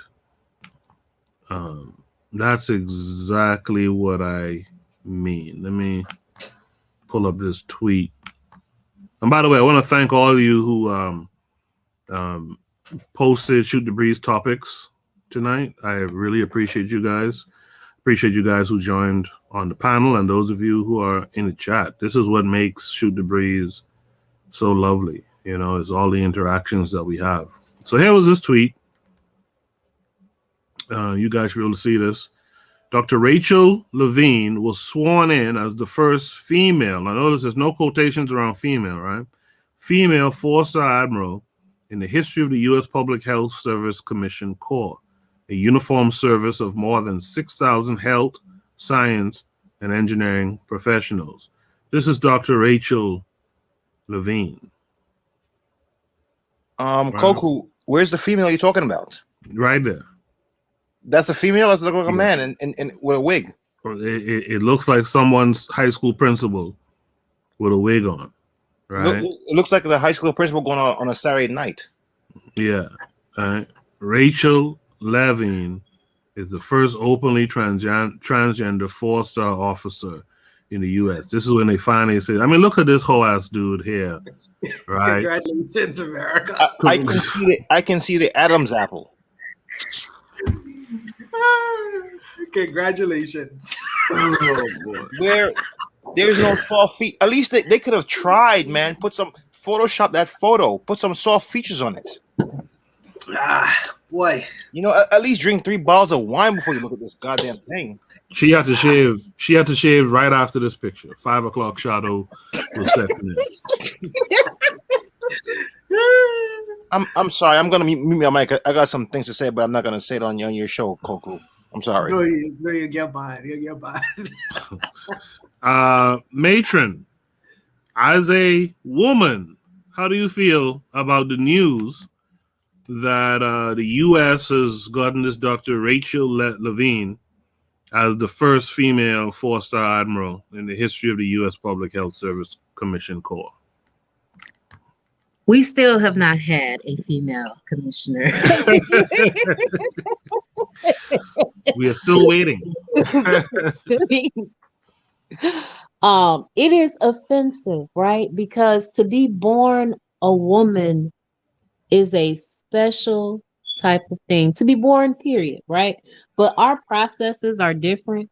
Our bodies do different things. And the fact that you can either decide to dress differently or in some other instances go under the knife and try to physically experience what that's like just goes to show how close we are to a truly twisted world, you know. I feel like I'm in the upside down place, but no, we still have not had a woman do this job, but for a female do this job. This goes right along with that other story. I don't know if it was here or if it was in the Shoot the Breeze topics where they finally have someone coming into the country where the gender is listed as X, where it's like they don't have to list their gender on some of these diplomatic documents. And there's a whole special situation. Trans people are pushing for their rights globally because in wherever the Taliban are, there's this activist that is pushing hard to be recognized as a female. And they keep locking them up and putting them in jail because that is illegal there. It is illegal for someone to do this in those countries. And trans people are really deciding to push hard for these rights and this recognition. That's not a woman. That's a man. Period. Mr. Untouchable, I know you gave your congrats. Anything you want to add?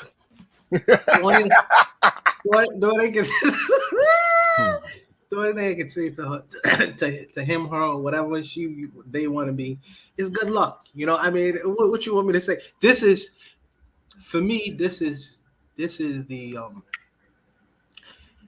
gonna be the end result of where these guys are going. It's just their mindset. They have a suicidal mindset. They're trying to destroy the world and destroy. What's the music? Who's playing the music? Yeah, Okay, they trying to destroy the world. Ultimately, they want to destroy themselves, and this is where it's gonna go, man. This is where it's gonna go. You know. Well, but and if you want to cut yourself up, congratulations. You know? Hey, do you remember the episode of the Bundys where the guy says, "Hey, if you're selling your car, you don't get rid of the car door"? No, it's break it down again. If you're selling the car, yeah, you don't get rid of your car door. Yeah, makes sense. How is it for me? Last thing, Koku. How for me? I congratulate a suspected white supremacist person for cutting off their genital parts. That means no kids will get raped or molested. No black girls will be found missing off the streets. No innocent person in Africa is going, girls and boys is gonna go missing because one of these guys are over there. So I'm document. You know what I mean? No, Congratulations. no, Mr. Untouchable, you got to stop right there. Because all the crimes that you listed, all the crimes you listed are about control and power. And we know for a fact that even if they don't have the equipment to do the volatile crimes, that just in order to feed some sick psychology, they will do horrible things to people. So you can't, it ain't that, like, I mean, if we're going to be honest, like, you know, I heard you, and yeah, that would be nice if that was true, but it's a whole bunch of them that could be killing. Yeah, okay. That's true. Forgive me, Matron. I can see it with Matron's point. When I saw the picture of this person, it made me think of this person. You guys tell me if I'm right or if I'm wrong here. But when I saw the photo of the person who got the job, this is what I saw. Do you guys see a resemblance here or no? Wayne's World, party time. Yeah, that look like it's good. That's the dude from Wayne's World, right? That look like his kid. Zuliism, he's gone. Okay. Yeah. So I mean, I guess like Mr. Untouchable said, man. Congrats to the USA. That's all I can say. It's a touchy subject, and I don't want this shoot the breeze to be removed from YouTube, so I just can bite my tongue. Mr. Untouchable, they can't stop the message. I'm sorry, Coco. I don't want to get your platform banned either. I'm sorry. Oh no, I have no problem with it. So shoot the breeze topic number 5 is going up currently right now. Zuliism is in the chat laughing his ass off apparently. The next shoot the breeze topic is, have you heard of rapper Duty Low?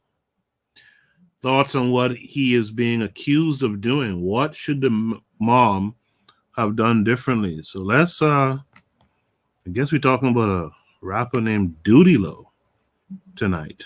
Let's see what this KWAZ dude did here. As a matter of fact, I think there's like 2 stories that was sent to me tonight. My ice machine is making noise.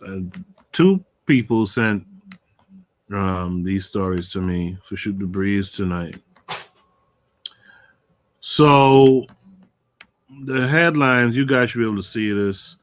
Here's this picture. I guess this is the rapper Duty Low. OTF rapper Duty Low provides video, quote unquote, evidence negating child sodomy allegations. So this guy here was accused of child sodomy. Only the family rapper, so that's what the OTF meant, only the family rapper Duty Low was accused of sodomizing his ex-girlfriend's 5-year-old son on Wednesday, October 27th. The woman, who goes by FTN Bay on Instagram, provided audio of her child crying as he recounted the disturbing story. But according to Duty Low, the allegations are entirely fabricated. On Thursday, October 27th, that doesn't make sense, but the Lil Durk affiliate shared an Instagram video of the woman allegedly grooming her son to accuse her former boyfriend of the horrific crime. In the clip, the mother tells the child not to blame the incident on someone named Alex, who was later revealed to be a 3-year-old toddler. We can't lie on Alex, she says. If she didn't do it, we can't say that she did it. That's really, really bad. And you can't blame somebody for something like that, okay? You can't. I want you to tell me what happened. Start from where you were. What happened? Please tell me what happened.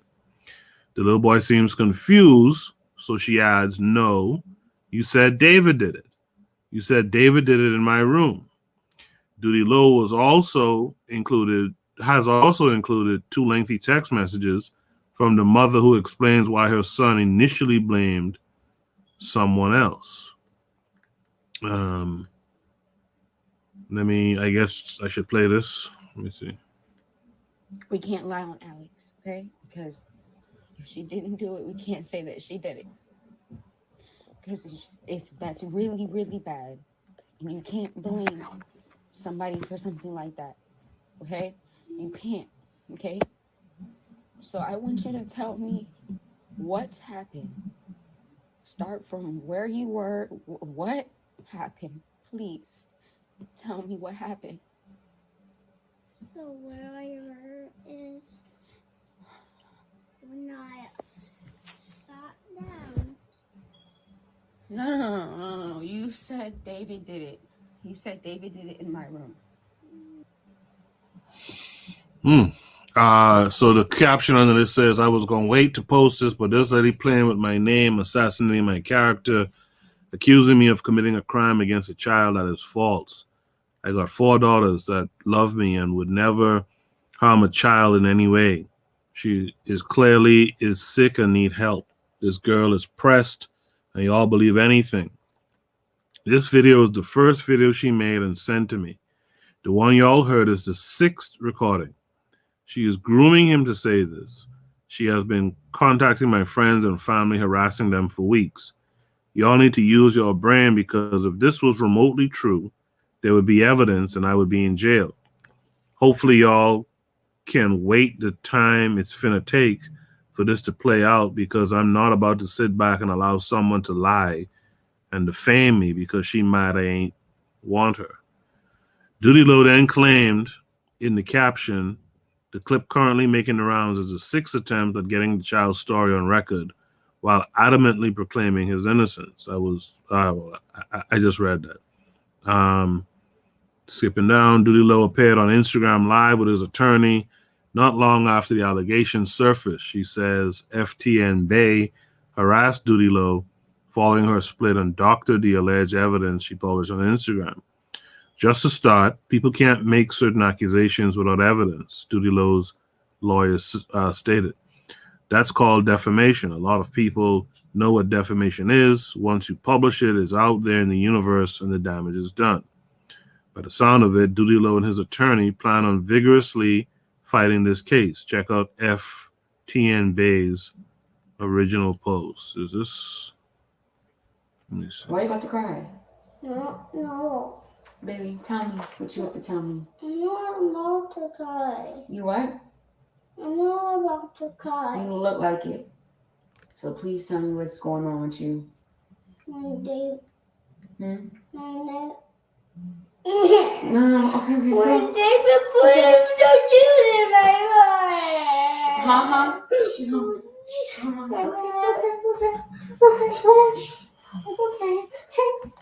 It's okay, baby. It's okay. What happened? When David put it so cute in my mind. What about it? But Wait, what? when I was itchy, it hurted. You heard it? Yeah, when I was itchy. Okay. So.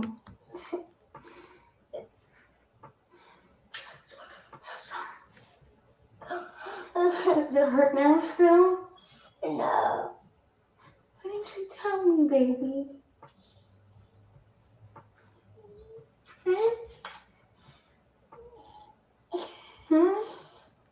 Because when I was little, he didn't do that to me. But when I got bigger, he did it.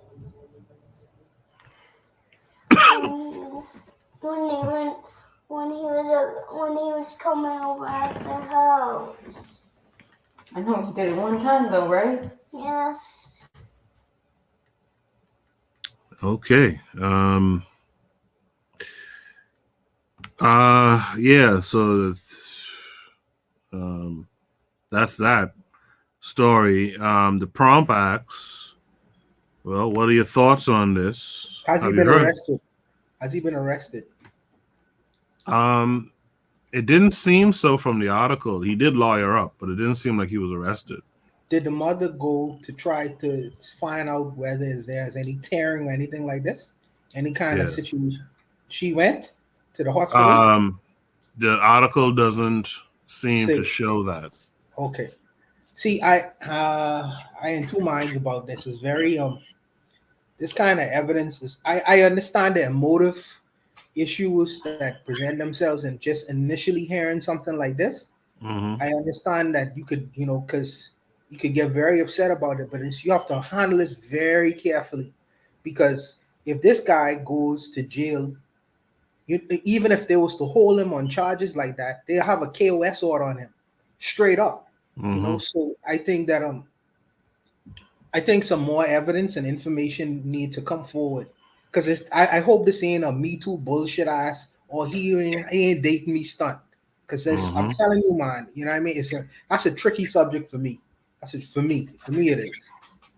Kevin Carre, 42. Any thoughts on this? All right. I'm friends with a lot of bouncers, right? I hang around the village, so I'm friends with a lot of the people. So one night I'm having a conversation with my friend. He's telling me that his boy got arrested. I'm like, what happened? He goes, he's breaking up with his woman, but the woman had. This is why I don't date people with children. They're not my children. I'm just me.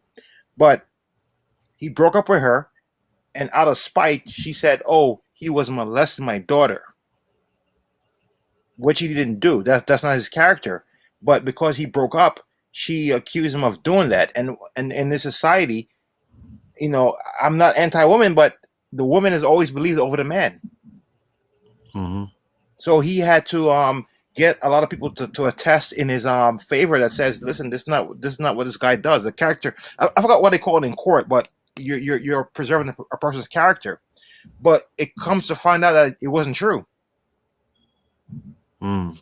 And you never really know what goes on in these relationships. Mm-hmm. There's a saying. There's a saying that says, "Believe women," and I agree with that saying in this regard. If a woman comes forward and says something happened to her, believe what she says and investigate it. Don't believe to the point of you become trial, jury, and executioner. Believe her enough to say, I'm going to look into your claim, and we're going to investigate it to the full house extent, and then we're going to bring anyone who we find guilty up on charges to the full house extent. Right? Kevin Curry, were you done with your thought there? Yes. All I'm saying is what you just said. You have to investigate these things further, because in society right now, we're living in a historical and histrionic society where anyone is believed. You can make an accusation and they'll believe you. Matron, do you have any thoughts on this prompt? She wrong. Because if this has happened to your child, right, and your first thought is to try to do lives or for there to be video evidence readily available for someone to find that shows you discussing it with your child, I have some challenges with your parenting style, because if somebody come to me and tell me, some child of that I love, I'm stuttering, I'm sorry. If a child came to me and made this particular allegation, right? The first thing I'm doing is going to a medical professional. I'm not sitting there trying to investigate it with the child to coach them into having a conversation about this event. I'm going to say, okay, baby, well, we got to go get you checked out. We got to go to the doctor and just let me know it's okay. I'm going to hold your hand. I love you. I'm going to be here for you. I'm not talking to that person. I'm not taking it to social media. I'm talking to a doctor first, and then I'm talking to an attorney, and then I'm talking to some folks y'all can't know exist. Because we need to stop, going through this. And she's doing something that white women have done to black men historically, okay? Made allegations and put them in compromising positions. And if we were a more punitive society, if we were a society that held each other accountable in different ways, right, then he would have some significant consequences to deal with, because I told y'all this the other week, Maya Angelou wrote a whole book about this, right? And she's actually disempowering women and children and other people that are violated in any way, because she's sitting here making a mockery of it. And so then you become desensitized to people making this assertion or having this experience. Can I add to that what you just said, Matron? There was a story recently, about maybe a month ago, of this white woman on her deathbed saying, "I accuse my neighbor of raping me because I saw his sister had a much more prettier dress than I did." Yep. And that boy was lynched.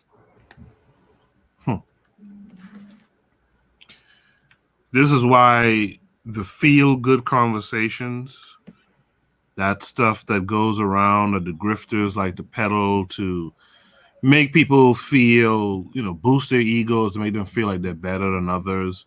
You got to get off of that, because all that false ego is going to do is make you sit up here and ignore these harsh realities. Shout out to D-Web and Al Miguel from the Harsh Reality Podcast.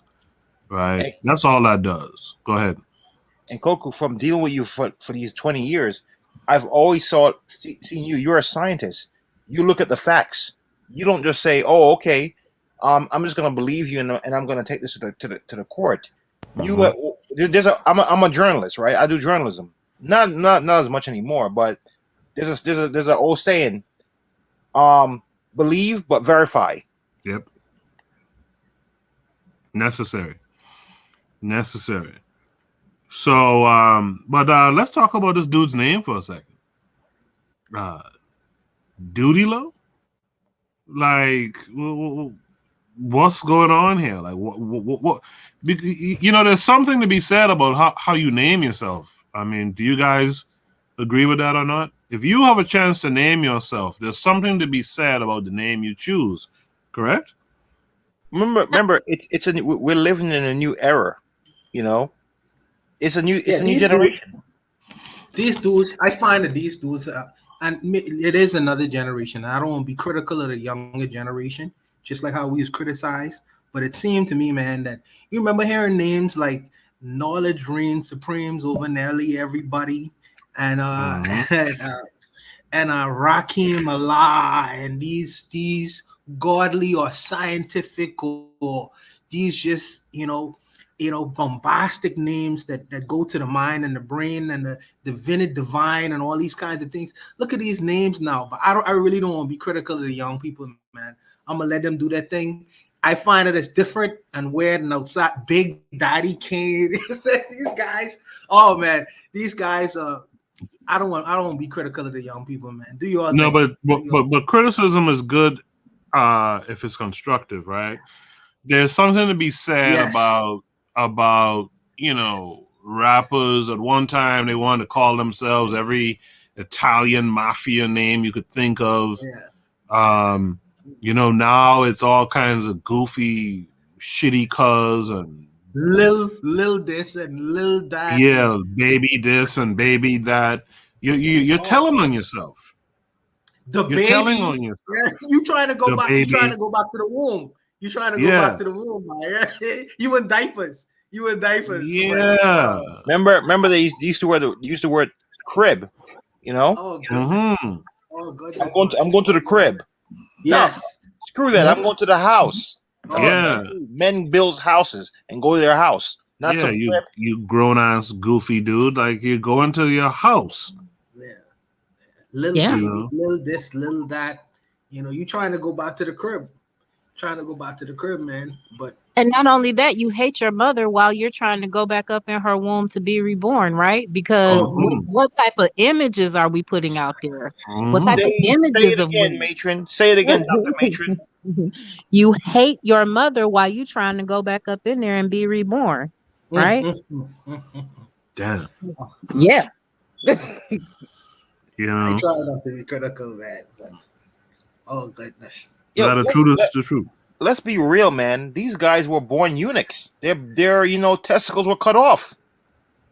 Oh man.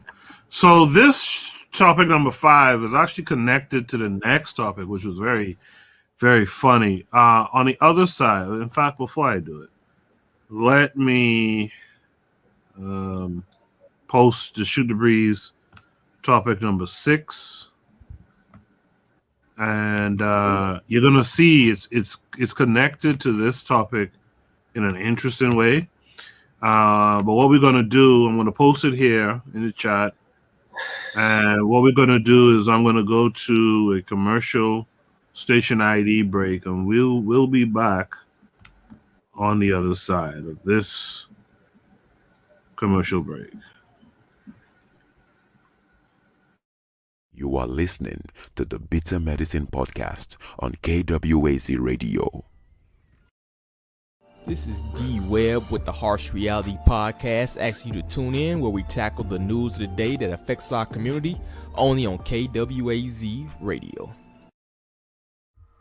Peace, family. This is Oni, inviting you to listen to the pro-black perspective, where black problems are addressed with black solutions.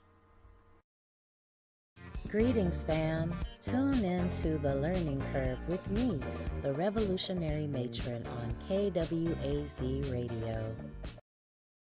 You are listening to the Bitter Medicine Podcast on KWAZ Radio.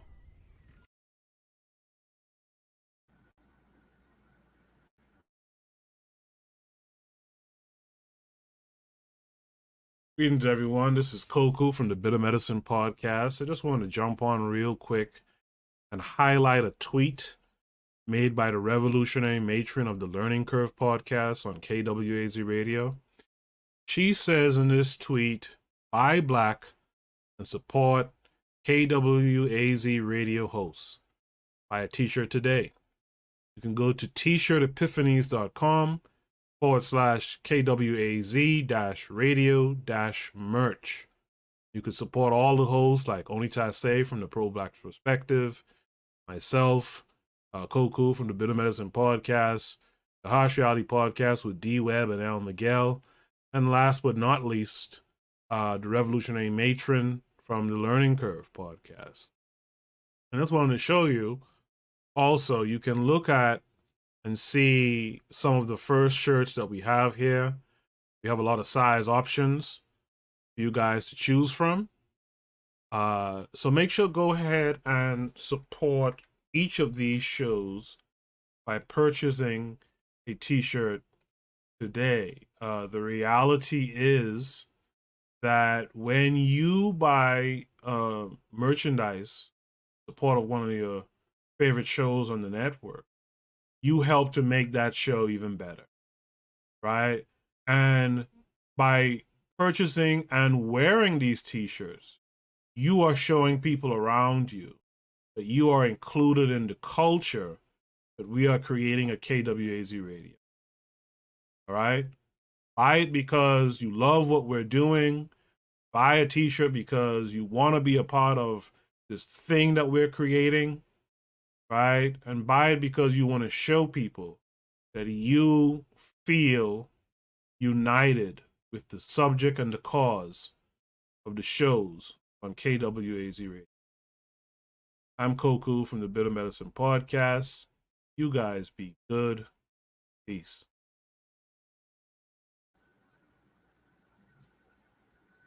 Yes, indeed. You guys make sure to check out our partnership with T-Shirt Epiphanies. Support the shows by purchasing a shirt today. We're back, and we have this prompt number 6 up, and it's related to the previous prompt in an interesting way. So this prompt says we need to stop saying white supremacy. They're trying to oppress us, but in reality, they're trying to project their identity onto us. We should stop accepting their projections, right? There's a QAnon influencer who accused Democrats of being pedophiles. Turns out he's a convicted child molester. So let's check out this story about this clown again. And let's have a little discussion about it.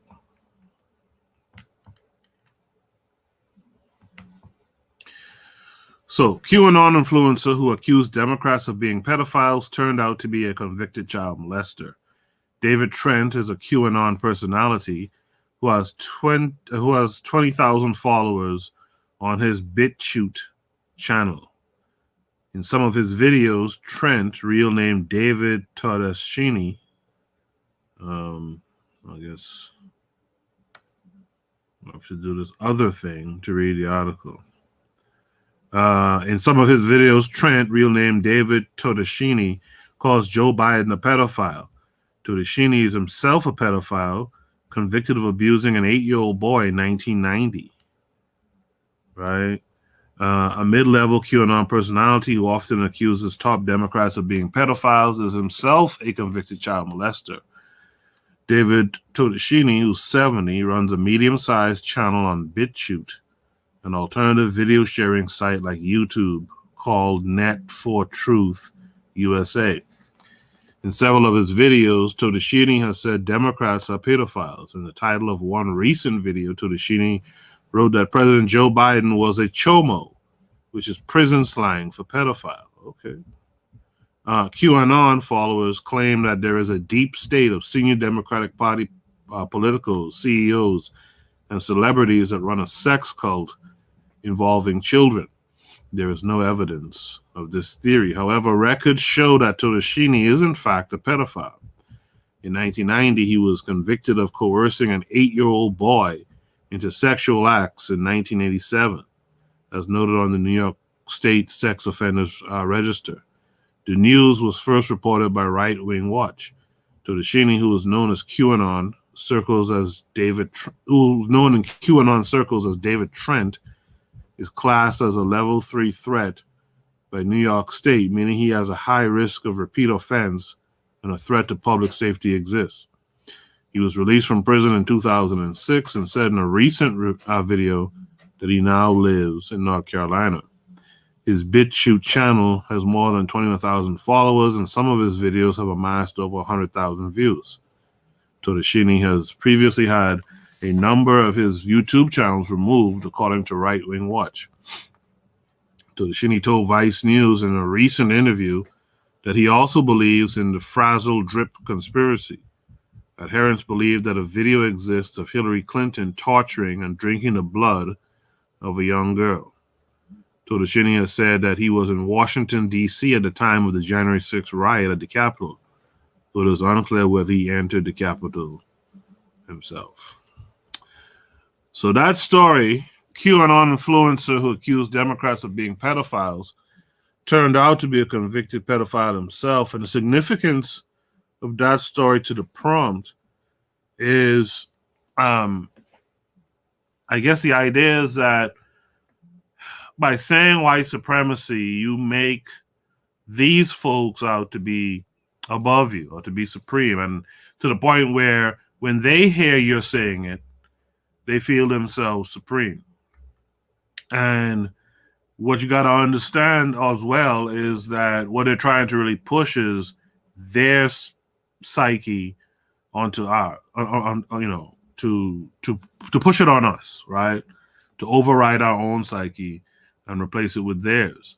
And this is their psyche. So that relates to the previous Should the Breeze prompt, because that rapper Duty Low, right, was being accused of pushing himself, on a small kid. He was being accused of being a pedophile himself. So I will throw it to you guys who are on the panel with me. What are your thoughts? Let's start with the matron. Okay, all right. That's exactly how I feel. These people are projectors, right? We need to take control of our narrative. He said whatever he said about Joe Biden, but that story about the rapper Duty Low being a part of the public consciousness and being pushed forward, and an agenda being pushed forth by a Black woman, right, to crucify a Black male, is just how sick they are and how sick some of us are. So I think we really need to reclaim that word white supremacy, because yeah, okay, that's gotten to the public consciousness, but white people like hearing that, right? These people are projectors and they are oppressors, but they are not supreme nor supremacists. Ain't nothing about them good. Thank you very much, Mr. Untouchable. Boy, Goku, I know how you getting these questions from, boy, because they some really very deep one and very deep ones. These are different questions you putting up. Because we in the weeds with these questions. Let me see. When I think of white supremacy, what I think about is a psychopath on this earth, and who needs to be stopped. Because if he doesn't stop, he is actually going to destroy the world. So we need to find ways and means in stopping his behavior, because he has the ability to really destroy and disrupt masses amounts of people. Now, whether we want to admit that or not, it's just a fact. It's just a fact. When people talk about who has their hands on the button, you know what I mean? That these people them could press a button and really could destroy and harm a whole lot of people. And when you see the thinking behind many of these people, you understand that these people must be stopped for the good of humanity. So when I say white supremacy, I don't really mean as a person who is smart, more clever. I think of a psychopath who's in a position because of his psychopathy, but he needs to be stopped. You know what I mean? That's where I am with that, man.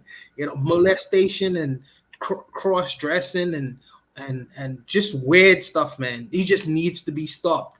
And the 90% of the world population need to do something about the 10%.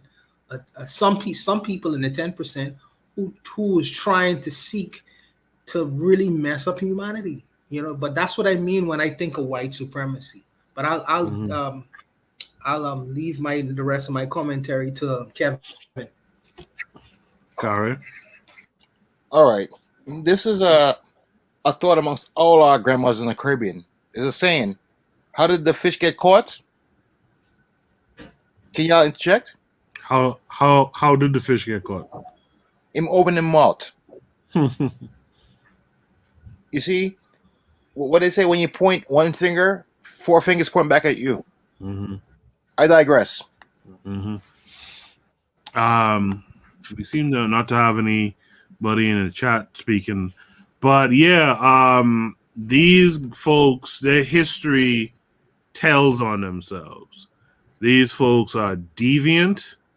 These folks are wicked, and I talked about this on my show some months ago.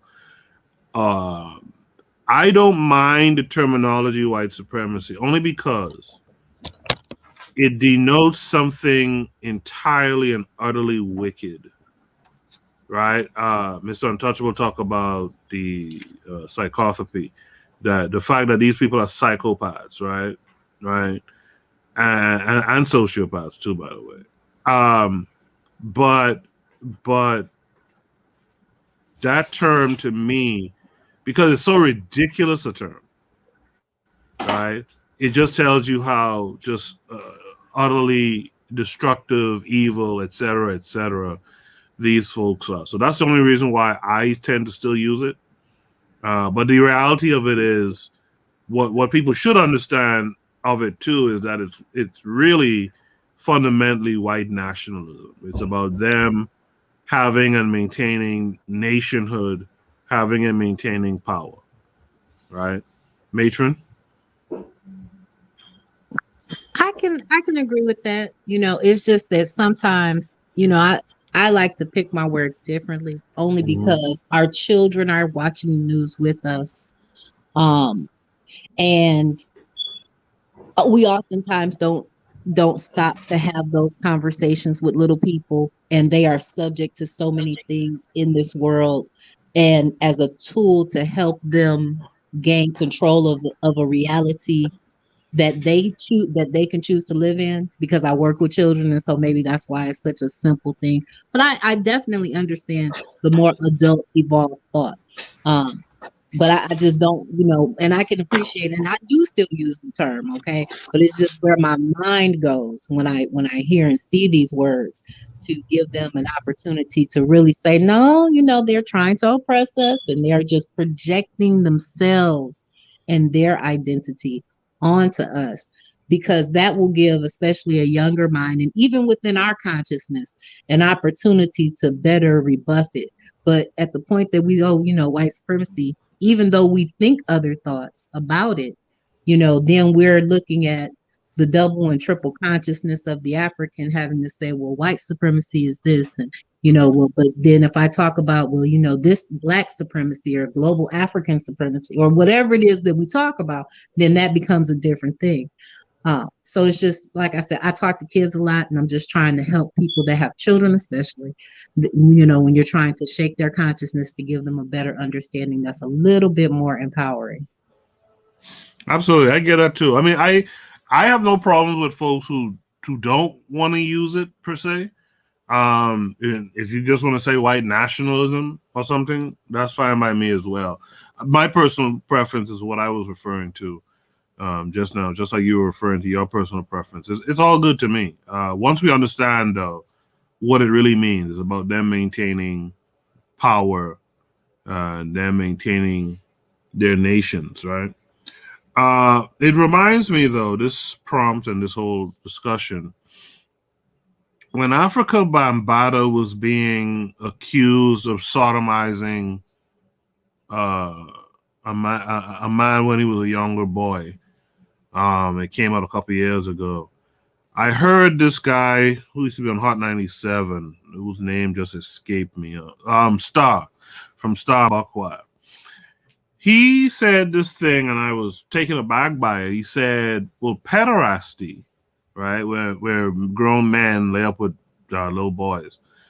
He said, well, pederasty was started in Africa. And that's something we have to be honest about. Let me ask you guys on the panel. You guys ever heard pederasty was started in Africa? I heard more started in Greece. Evidence. Give me evidence of that. I heard of Greece too, but I never heard give me evidence. Yeah, history shows you it's Greece. Hey, think about the word. Yeah. When I hear the word pederasty, I think about Patroclus and Achilles from the Odyssey or the Iliad. Mm-hmm. Matron?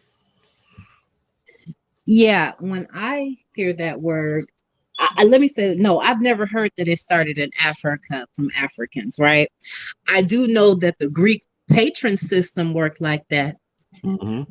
I do know that the Greeks and all of those people from the area called the Middle East and India and Asia have a history of using boys, especially young boys, as girls, going all the way over to Thailand, right? I do know that many other cultures have a lot of this behavior in their culture and in their society, but I've never, ever heard of it being something that came out of Africa. And really, even if that maybe bubbled up in African society, maybe it's so prevalent in all these other countries, in other cultures, because we purged them out and we need to purge again. What do you guys think about a black guy? What do you guys think about a black guy like Star putting that out there to begin with? Star's a mulatto. He's very compromised.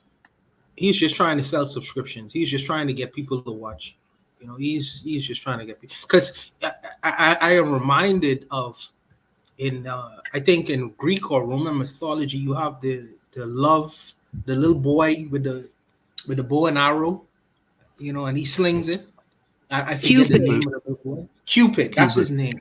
In African mythology and even spirituality, we leave statues. We turn the women into goddesses. Yeah, I mean, and we hold the goddess to ourselves. But in Greek and Roman mythology, you have the Cupid thing going on. So I mean, it's not in our historical record. So I would only ask Star to show us the records and evidence of what he's talking about. If he can't do it, it's just talking. Yeah, if you can't do it, stop talking too.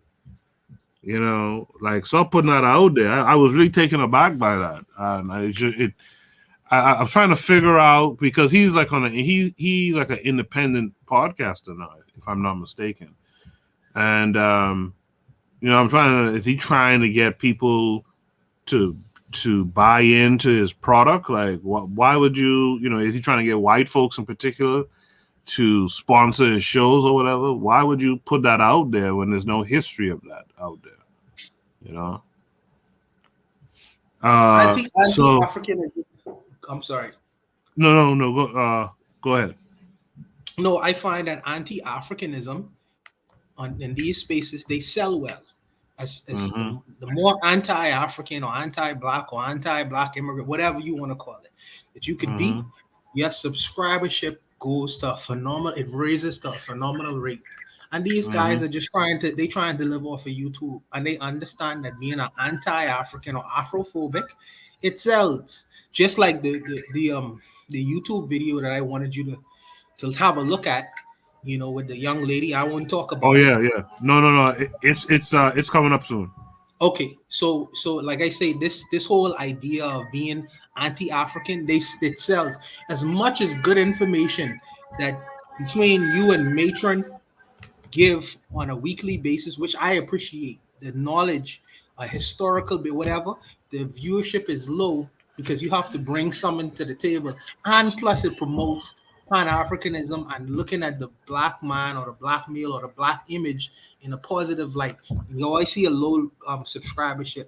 But when it comes to anti-Africanism or confusion or fisticuffs between these diaspora wars, you see the subscribership shoot up. Yeah, but it's a game, and I know it has to do with algorithms and who controlling the algorithms, who controlling ultimately. But so I'll play the game, but I'm gonna still try to get the message out there, just like you guys. Y'all still fight nonetheless. Yeah, I just streamed to Twitter the other day just to fight the people. Oh yeah, the matron did a Twitter. I guess it was a simulcast between YouTube and Twitter. And on Twitter, I saw you had a nice, you know, for our small platforms, I saw you had a nice number of viewership. Yeah, so that's gonna be because for me it's not about viewership. Like I have other things that I'm eating off of, metaphorically speaking and literally. But I do want the message to get out there, and I do want people to know. And I think, you know, I mean, it would be nice. I mean, don't think that I wouldn't be grateful if YouTube could pay my bills, but it don't right now. So, you know.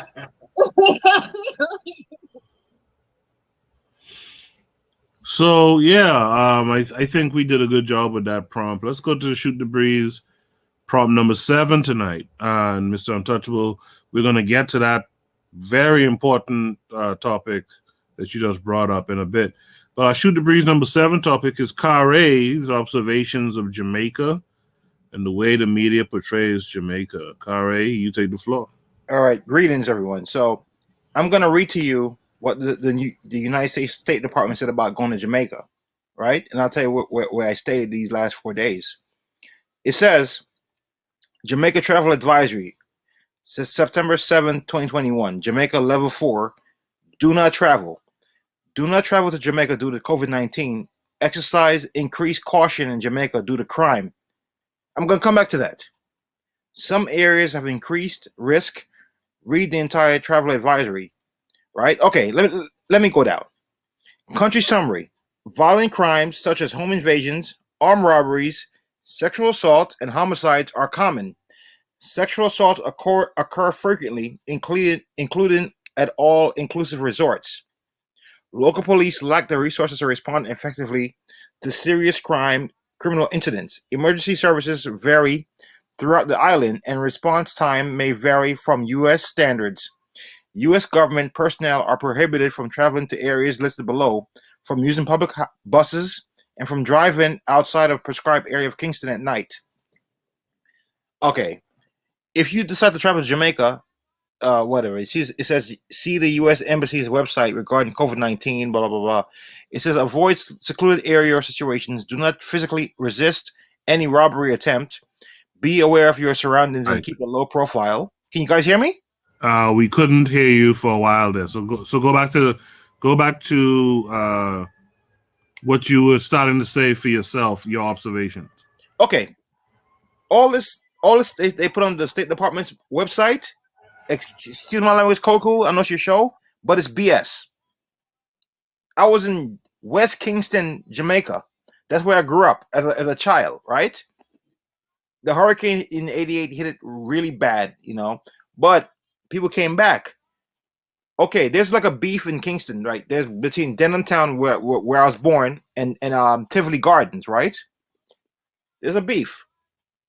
While I was there, I was in the so-called hood. I'm there, out at late night, talking to my relatives, talking to the neighborhood, and no one is bothering you. They'll stare at you, but no one is bothering you. Mm-hmm. There is no crime there. The other thing I noticed about Jamaica is just you go there, you see all these beautiful people, black skin, walking straight up. They'll tell you about the world. They're knowledgeable. No one's talking about robbing you and kidnapping you and killing you. So what I've always said about the American media, they feed on fear. They want to tell you don't go there. But when I'm looking around, all you see is like a lot of white people going through Norman Manley Airport. They're going there to invest. You see Chinese people, they're going there to invest, but they'll tell black people don't travel. Mm-hmm. Oh, Mr. Untouchable and Koku, I kind of at 30,000 feet, I flew over the Bahamas today at around 11 a.m. But nice. I kind of unofficially visited the Bahamas, but yeah. Nice. You were in our airspace. Okay. Yeah. Matron, your grandfather was from Jamaica. Have you been to Jamaica?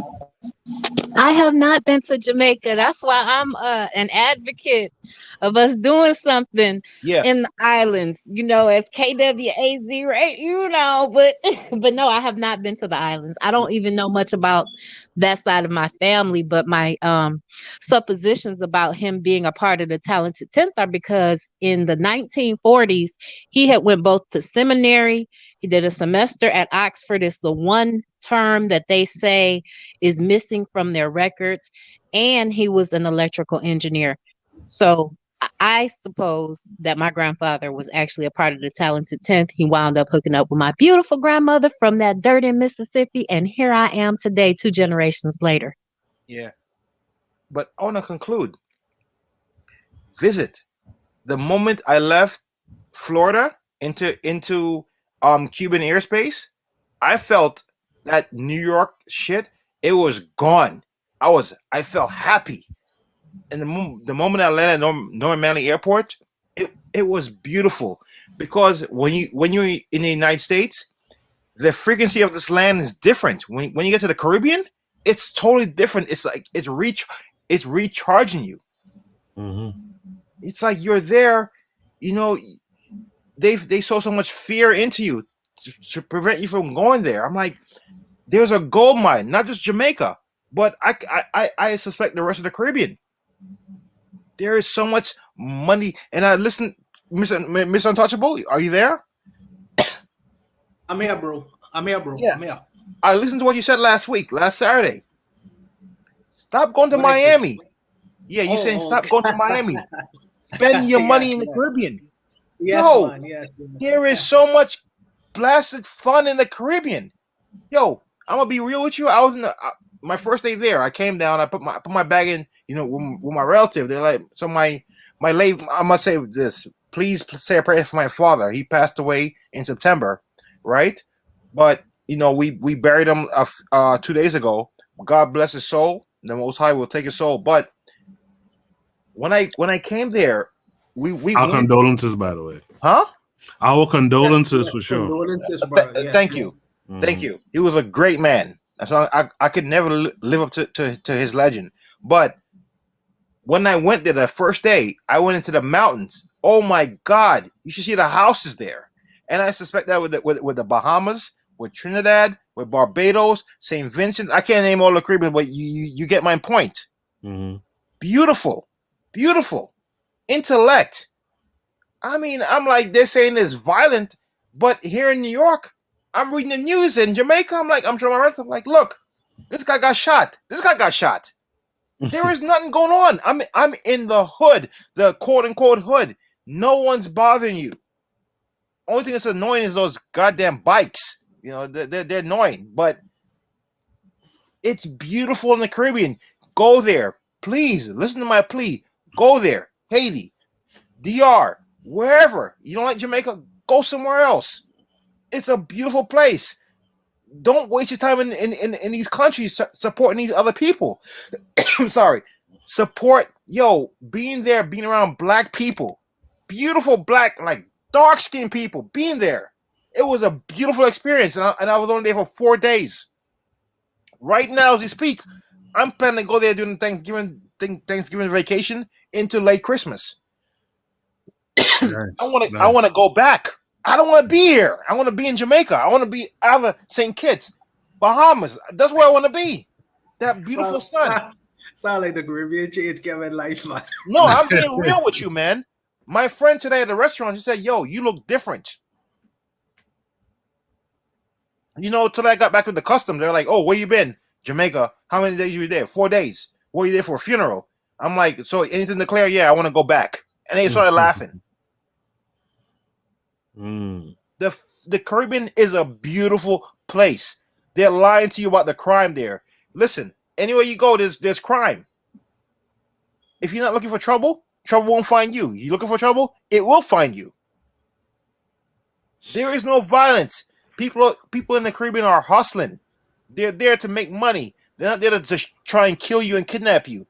There are scammers everywhere, but people are there to help, make money. There's gold. It's a gold mine. Like I remember in the late 90s, when the U.S. was talking about going to China and making money, that's where the Caribbean is. There is so much potential. And you never heard me like this. I'm excited. I loved it. I want to go back ASAP. Nice. For that sun to hit your skin, the soil, eating a mango off a tree, eating a soursop, eating a guinea, eating a June plum. Listen to talk about Guinea. I'm sorry, man. I'm passionate right now, man. It's like you've been to the mountaintop. Yes, I was in the mountains, and it changed me. I want to go back. You've been delivered, man. Yeah. I'm sorry if I sound so passionate, but it is what it is. It's beautiful. The Caribbean is a beautiful place. You don't like Jamaica? Go to the Bahamas. Go to Haiti. Go to Barbados. This is connect with your people. Yes. Hey, Kevin, you welcome in the Caribbean. Damn right, I'm gonna come there. Damn it! If I gotta tell my camera to come there, I'm gonna come. Let me tell you one thing. Years ago, the pastor would once in a while make a travel to go see his people. Let me tell you one secret, though. Let me tell you one secret. You and Matron. Let me tell you one secret. You see, when they issue them reports talking about crime in the Caribbean, all or whatever. It's bullshit. Excuse my language, sorry, Coco, but it's bullshit. Yeah, the people who they send that to, or like all them Karens in the United States, like all the judges and the nurses and the doctors, when they read that, they come to the Caribbean and the first thing they ask for, they say, "Where's my spliff?" That's what the first thing they ask for, because where the marijuana is. And then the next thing, can I tell you about that? And then the next thing they ask for is they go looking for a big dread. Who they'll call the police for in New York City? They go look for a big dread, a Rastafarian, to go sit up with him on the beach, and for him to torture in the nighttime. I promise you that all them Karens who they issue them warrants to by the Caribbean, that's exactly what they do when they come down here. Yo, I'm gonna be real with you. I'm sorry, so I smoke 5 ounces of good bud, man. Natural bud. It smells different in the Caribbean. It's beautiful. That's nice, man. I like to hear that exuberance. But I must say, since I came back, my work in America right now is for the upliftment of my 2 nieces in Jamaica. One is 3 months old, one is 7 years old. And when I was I see myself when I was a child in them. That's what I'm working for right now. Those 2. Nice. It's good to be inspired, and I'm glad you were inspired. And I needed this because I was angry all these months I'm caught up in the American media. I'm caught up in the American culture. Nah, man, I want to be around my own people. Just as you get off the plane, it's a black person there, educated. You're having a good conversation at 2 a.m. on a block, drinking a Guinness Stout. Yes, you must go. You must come a little bit more. I'm sorry, man. I want to jump out that plane into the Bahamas, parachute into the Bahamas, man. You must come hang a little bit more. I will come looking for you, man. I'm coming to the Bahamas next. Yes. Nothing, there is not. Just as I'm sorry, guys, but you gotta go just to see. I'm not gonna criticize you, Israelism. I will be going to Haiti. I don't care. I will be going there. Don't mind Port-au-Prince. Port-au-Prince will go. He's go back. It doesn't matter. I am going there. I am going there. I don't care about the fear anymore. I'm going there. I'm not scared about my people because there is so much to learn in the Caribbean. There is so much there. Yep. Yeah. And it's depressing when I got off the plane at JFK Airport. I'm like, fuck, this goddamn is cold as hell, and the plants are turning yellow. And I'm like, I want to be in it's lush, it's green. Food grows every goddamn where. Like I learned in the mountains in the Barbican, right? Like the bad men, they'll go. There's like a bunch of wild goats. They'll go there every Christmas to kill the wild goats because there's so much of them over there. There's food in abundance there. And back to what that first problem about the kid in Hawaii. The hell with Hawaii? Come to the Caribbean. Yeah. Your people will, and your dollar goes a lot further. Like in Jamaica, right? 1 million Jamaican dollars. Guess how much it is? What's that? $6,000. But I said, invest in the young people of the Caribbean. They're brilliant. As I said earlier, you don't like Jamaica, go somewhere else. There's many islands in the Caribbean. And I've been away from Jamaica for 32 years. Wow. I regret not going there. I regret it. I blame myself for that. If one thing you can hear, go there. If not the Caribbean, go to Africa. It's the same thing. My friend's going to Ghana. She's going to be to like after Thanksgiving. Go there. Go wherever you be around your people. That this country is not for us anymore. Amen to that. That's up. But I digress. But God bless the black people of this world. God bless them. Yes, sir. So I just put up Shoot the Breeze. Topic number 8 for tonight. Thoughts on overwhelmed black workers and resignations. I think this follows well from what Kare was saying about being energized and recharged upon returning to the Caribbean. And inspired. And inspired.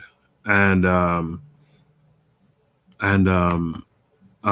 what's going on here now. And this is a story that was building in the toughest part of the pandemic.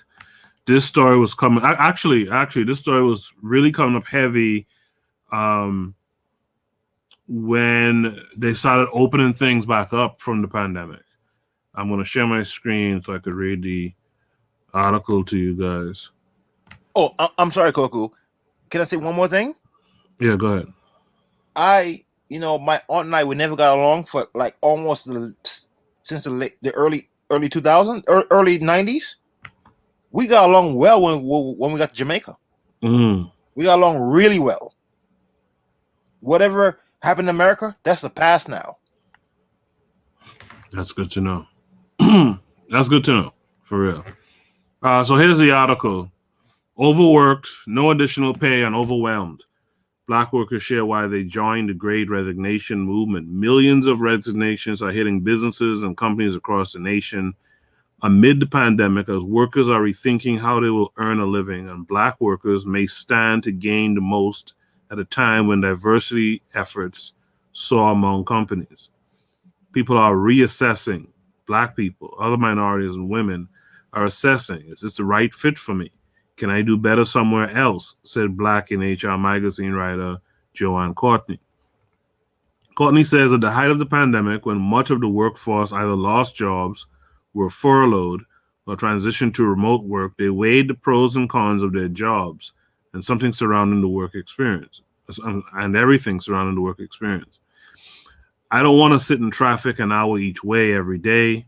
I do want to spend time with my family or doing things I enjoy doing, Courtney said of contributing factors to increased resignations. While all sectors of the job market are feeling the effects of people quitting, the latest report from the Bureau of Labor Statistics points to the food and service industry, wholesale trade and education industries for seeing the most people quitting. A lot of those workers were service workers or essential workers, so they are just burnt out. They were either burnt out or were laid off during COVID, and they had to make a way. And the other group I'm seeing is women, said Courtney. Among the workers who felt burnt out was Akeem Williams, 27, who worked in the retail and hospitality industry before working for an autism therapy firm during the pandemic. The Minneapolis man says once his employer started calling employees back into the office, he was excited to get back to work, but he soon realized things had changed since the pandemic began. Initially, I was very excited to go back, honored that they picked me, but then I started realizing I was doing multiple jobs while still getting the same amount of pay, said Williams, who later described his return to work as very overwhelming. Williams eventually landed another job where he would be better compensated adequately for his work. John Finley of Tallahassee, Florida, spent nearly a decade working as a photojournalist for local television stations and decided to try his luck in the pandemic job market, feeling trepidations early in his job search. I had been looking for a while, and when the pandemic hit, it scared me because I was like, oh man, people are about to cut back. Nobody's going to hire, he said. The 31-year-old says the racial reckoning that followed the murder of George Floyd was a pivotal moment for him and fueled his job search as companies across the country started reassessing their treatment of Black employees. His employer at the time also followed the trend. Oh, let's have meetings with this person and this person so we can learn how to be racially sensitive and understand what people are going through, Finley said. Meanwhile, he felt other more direct means to addressing racial issues within the workplace would have been more impactful. I'm like, why not just talk to your employees? Talk to us like we're people, he said. Finley eventually found a new job with an abundance of Black managers making day-to-day decisions. I want to be in an atmosphere with people who look like me, thought like me, and we had the same perspective and same experiences, he said. Courtney says Black people are finding new jobs for a variety of reasons, and for many Black employees, they are seeking a better work-life balance with fewer racially motivated slights and microaggressions on the job from coworkers and their bosses. She also believes now that companies are investing more in diversity, equity, and inclusion programs. They're finding more value in their Black employees. I've heard of companies specifically having weekly meetings to talk about their Black employees, where because those conversations weren't happening and those conversations are happening now, to finally develop Black employees and give them opportunities, she said. In August alone, 4.4 million people quit their jobs. The unemployment rate among African Americans saw the biggest drop from August to September when compared to other racial groups. The Bureau of Labor Statistics reports in September 2021, African American unemployment rate dropped from 8.8% to 7.9%. Asian unemployment dropped from 4.6% to 4.2%. White unemployment dropped from 4.5% to 4.2%, and Hispanic unemployment rate dropped from 6.4% to 6.3%. Williams has no regrets about joining the Great Resignation wave during the pandemic. He advises others who are on the fence about getting a new job, if you're already considering it, then you're not happy. So go ahead and take that leap of faith and just go for it, he said. So my initial thoughts on that is I saw it coming, like I previewed earlier. When the thoughts of people returning to work were coming back, a lot of Black folks started thinking about, I gotta go back and deal with these racist motherfuckers on this job. I've been home cooling, getting shit done in half the time that I was doing going into this office and putting up with the bullshit from Karen and the Kens and all that kind of stuff. So there was a lot of anxiety that was starting to show itself with a lot of black folks when it looked like folks were going to, after that year or so, it looked like folks were going to be having to go back into this job, having to take this jab, perhaps, and all this type of stuff. A lot of black folks, you could tell it was coming. A lot of black folks were thinking about if they want to go through that again. On the panel, any of you guys have any thoughts about this prompt? Yeah. Before I left for Jamaica, I spoke to one of my bosses, right? Work in the city. A couple of years ago, he took a vaccine, and he had blood clots in his lung. Mm. Then I called him like the week before last, and he's like, "You know what, Damien? I'm leaving. I got sad news. I'm leaving. I'm resigning. I don't want to be here anymore." People are tired of being mistreated. Mm-hmm. You know, would you want to work at a job where you're getting paid so bad, and then your boss is constantly barking at you? Then you got to deal with these Karens and these Kens. No, it gets to a point. Enough is enough. We're living in a new era right now. Technology is changing the game. You can stay home, blog, and make money. Cash App, Patreon. It's a new day in America. It's what did Ronald Reagan say years ago? It's a new morning in America. But I digressed. Matron? I saw it coming as well. People have been tired of their jobs for a long time. I find it interesting, though, that he had that pick-me mentality when he said, boy. He was honored. Y'all know I listen different. I winced. I personally winced when I read that. Like, God damn, you choose me. You choose me, asshole guy. But I'm sorry, Matron. You continue. That's okay. But it's just, y'all know I listen to stuff differently. And I'm like, what kind of psychology do you have going on that you were like, you felt this is that I'm the first Negro in the school, in the neighborhood, I'm the only Negro. And it's like, that is not a privileged place. Like when they do pick you to be the only, like we need to revisit that, because usually you're picked to be the only because you're the easiest to infiltrate. Mm-hmm. And we let's look back at some of the people that were the first and the onlys in our history, and we got to revisit that. I'm going through this whole no sacred cows thing. I'm trying to work up that series so that we could talk about these things, because we got to revisit that. But I saw this coming. I only hope that as a community we didn't do it in mass, but we take this time to restructure how we educate our children, how we organize our economies, and what we actually are doing for the benefit and uplift. I reskilled and retooled a little bit, and you guys met me here in this space. Mm-hmm. Yeah, we appreciate you. Can I add to what Machin just said? Mm-hmm. There's something very important that we overlook. Our children, they're the future. We gotta invest in them. The hell with these jobs, what is these jobs? What are you really learning on these jobs? Nothing. Mm-hmm. You're just getting paid for getting kicked in the ass. That's all you're doing. Mm-hmm. Let them implode. That's not our problem. Mr. Untouchable, what say you? Yes, sir. I agree with both Matron and Kevin. One of the things that she said was very important. She talked about retooling and reskilling yourself. Mm-hmm. In this pandemic. If you don't want to do these kinds of things, you could work remotely. There are a lot of remote jobs out there, but you have to have the skill to do that. You have to retool yourself. You have to requalify yourself for certain things, and you have to be willing to do that. Many people are not. You know what I mean? Many people are not. You can't say, "Well, I don't go to like no more. I don't go to work no more." But you don't have the skill to work remotely. Then you shit out of luck.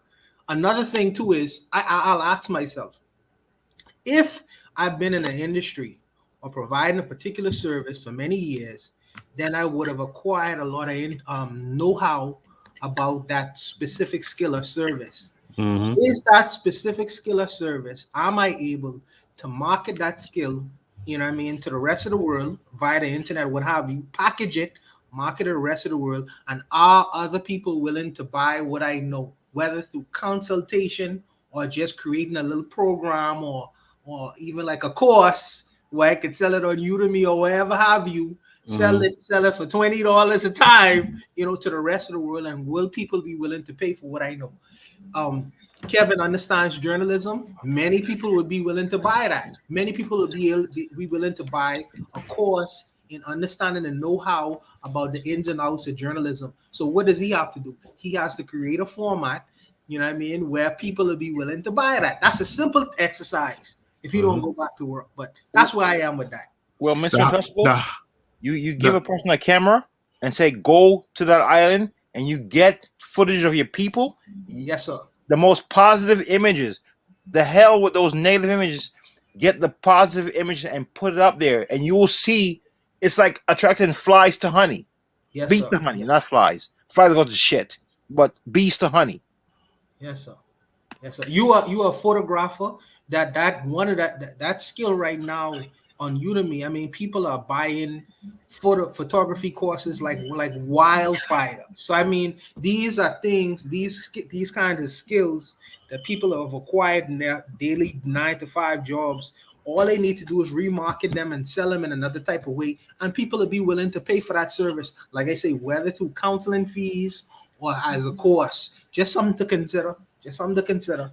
Yeah, it's absolutely something to consider. The hardest part of that, though, and this is why people shy away from it, is the marketing skill that you have to acquire.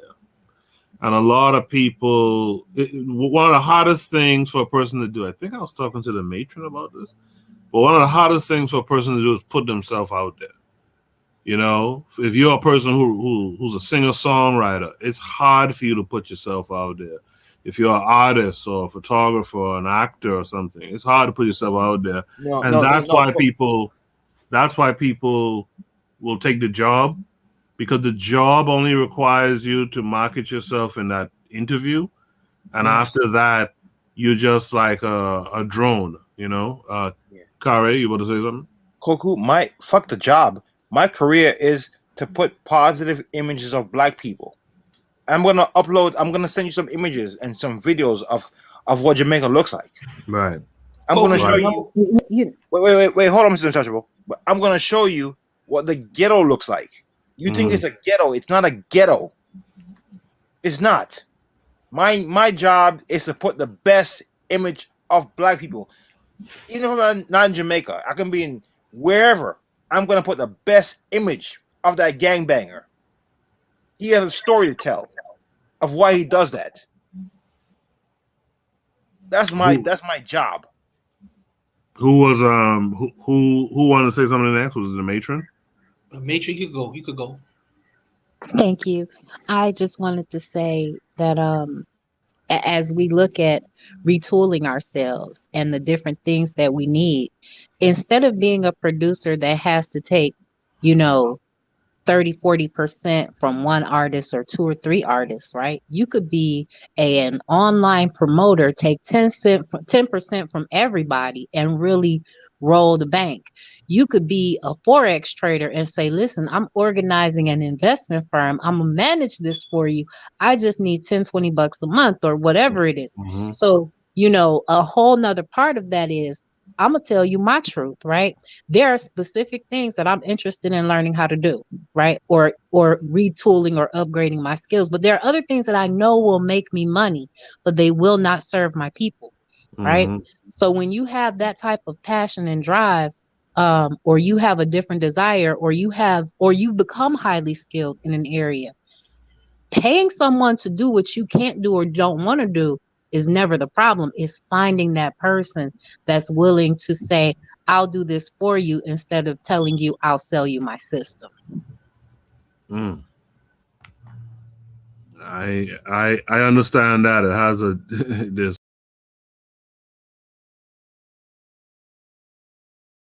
Now how he gonna bounce out? Now this is like what happens on my show. We must have been saying something good. What y'all think? He's coming back. He's coming YouTube is back. hating. Oh yeah. YouTube is hating. Yeah.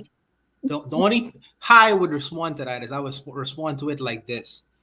And this is a Pan-African channel, and I don't like to get into these kinds of business matters, but I would only put Richard Brunson, his name out there, and just invest in his books in respects to marketing and strategies, or where you could do certain things and how to find spaces where people will want to pay you to do what you do best. So that's the only thing I'd put out there. You know what I mean? I don't get into these business matters. Now that I appreciate that. No. Yes. Now that is you. That's really useful. Okay, I appreciate that. Yes, okay? yes. As far as what Koku was saying, Koku, are you still here? Yeah, I'm back. Sorry about that. Yes.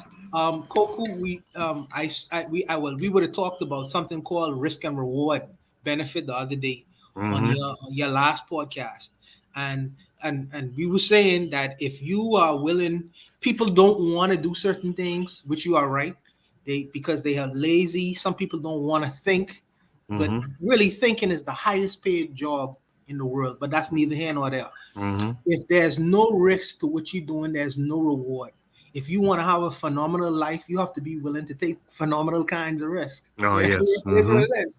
Yeah, I mean, so I just wanted to put that out there as something to be considered as far as the workforce goes. And if people want to have a regular situation going, don't complain. Just relax yourself and take your 8 hours and go home and drink your rum. And it is what it is. That's where I am with that. Yep. You have to do extraordinary shit to live extraordinary lives. That's just how this shit is made up right now. Did anyone else want to add something to that? Yo, let's do this. Let's do this thing, man. The hell with what the society has to say. We are our own society. Urzulism, we may not agree with, may not agree, but yo, let's do our thing. The hell with it. Listen, Mr. Untouchable, I will come to Bahamas to come meet you, and I will shake your hand. I will kiss the ground when I get off that plane. All right. I am down, man. As I said, I want to put together a book of great Caribbean nations, like just showing you the best photos. Yes, there are ghettos in there. Whatever, it is what it is. That's every city, but when there's a ghetto, there's more than that. There's other places that they'll never show you. And I know in the Bahamas there are great places to see. Oh yeah, for sure. That it's lush and green. Like things grow, food grows every damn where. So Achieve Mindset was commenting in the chat for a while now. It seems he said you should join Fiverr. I'm on Fiverr right now. He said, or other remote sites. You like Upworks is one I'm on as well. You can learn what the market wants, but you can work it. Absolutely, that's all good advice.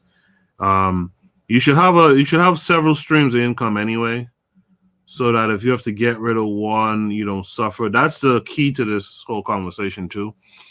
Even what Kare is saying about like forget those jobs and stuff. You have to have that FU money. Yeah, that just over broke. Yeah. Get that FU money. Yo, you want to fire me? So be it. Yeah. So, and the best way to get that FU money is through several streams of income, as I'm sure Mr. Untouchable or the matron would agree. The next prompt is Shoot the Breeze number 9. Let's just get into it. Seriously, a retired detective is alleged to have sexually exploited black women, terrorized other black residents. Again, this is a wash, rinse, repeat kind of thing, right? This is something that we hear about oftentimes, but I'll share the article with you guys. Blue Wall of Silence. Retired Kansas detective accused of preying on vulnerable black women for decades, framing man for slaying, is finally investigated by feds. Federal prosecutors are investigating a retired detective following allegations that he sexually exploited black women, terrorized other black residents, and a slew of other misconduct a recent report has uncovered.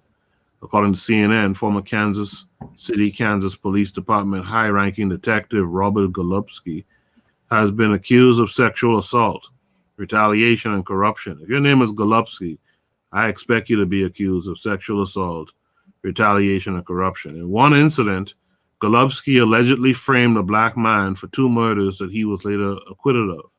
The allegations have circled the Kansas City neighborhood where Golubsky worked for 35 years, but they only recently came to the forefront following the exoneration of a wrongfully accused black man, Lamont McIntyre. So we see Lamont McIntyre on the left, Golubsky on the right. Okay. It also got the attention of rapper Jay-Z's social justice organization, Team Rock. The group placed an ad in the Washington Post this month calling for the U.S. Attorney's Office to take action against the corruption in the police department. Racism and corruption have led to one of the worst examples of abuse of power in U.S. history, Team Rock said in the ad addressed to Associate Attorney General Vanita Gupta. That should come as no surprise to a law enforcement official of your stature and experience. You better than most understand the blue wall of silence will prevent cops from turning on other cops, and asking a state to investigate itself is the quickest way to not discover the truth. Golubsky retired in 2010 at the rank of captain. The city's newspaper has been rallying for the allegations against Golubsky to be addressed for the last several years. Sources told CNN federal prosecutors have been secretly hearing testimony about Golubsky's conduct since August. Witnesses include Golubsky's former partner, other colleagues at the law enforcement agency, and one of his ex-wives. One of the officers testified about walking in on Golubsky having sex with a woman at the police station. According to reports, the allegations against Golubsky first came under a microscope in 2016 after a review of McIntyre's double murder conviction. A 17-year-old McIntyre was sentenced in a case where Golubsky was one of the leading detectives. McIntyre's mother, Rose, alleged Golubsky sexually assaulted her in the late 1980s and then framed her son for the murders when she rejected his advances. God damn. After being incarcerated for 23 years, McIntyre was freed in 2017. The McIntyre family later filed a civil suit against Golubsky and other officers. Many witnesses in the civil case described Golubsky as a corrupted cop. One witness alleged the retired detective had an affinity for black prostitutes and used his badge for sex and information. The lawsuit also accused Golubsky of taking drugs and money from a local drug kingpin for his silence to then use them to exploit prostitutes. Lamont McIntyre's mother said she suffered nightmares after Golubsky coerced her to his office in the 1980s and performed oral sex on her against her will. Rose McIntyre later had to change her number after receiving repeated calls from Golubsky. She said in a sworn affidavit, Lamont McIntyre was awarded $1.5 million to settle a lawsuit for his wrongful conviction in 2020. Since Lamont McIntyre's release, the Kansas Stars editorial board has lobbied for action against Golubsky. One columnist wrote, he was the common denominator in the unsolved murders of 6 black women. The newspaper has chronicled decades of rape allegations against Golubsky. CNN reports that during a civil court deposition last year, Golubsky repeatedly invoked his constitutional right against self-incrimination, pleading the fifth. Jay-Z's Team Rock recently filed a lawsuit against the Kansas City, Kansas Police Department to obtain complaints of alleged misconduct against Golubsky and other officers. I mean, god damn. And why is that happening? You gotta look at the men in that area, right? Men were supposed to have already stepped to this guy about that stuff and dealt with that. What say you guys on the panel? Let's start with the matron. Okay, well, you know, this is one of the challenges we have. Was she a single mom at this time? Because this white guy's pushing all up on her. It's inferred that she might have lived a less than appropriate life, but that doesn't give him the right to do any of the things that he did. And the fact that his partner and his ex-wife were called to have something to say about this means that they know the bullshit that goes on in their community. So they are projectors of their bull snot onto us. They're always trying to do that.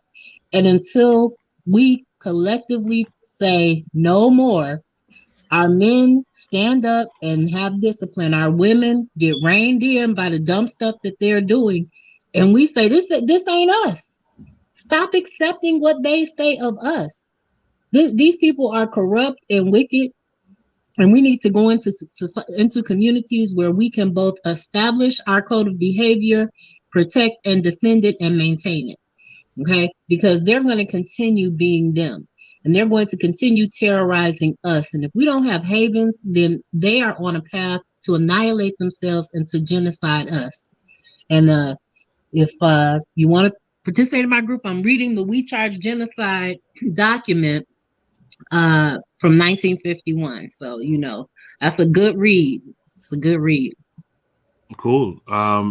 Repeat the title again for those who might want to join. We Charge Genocide.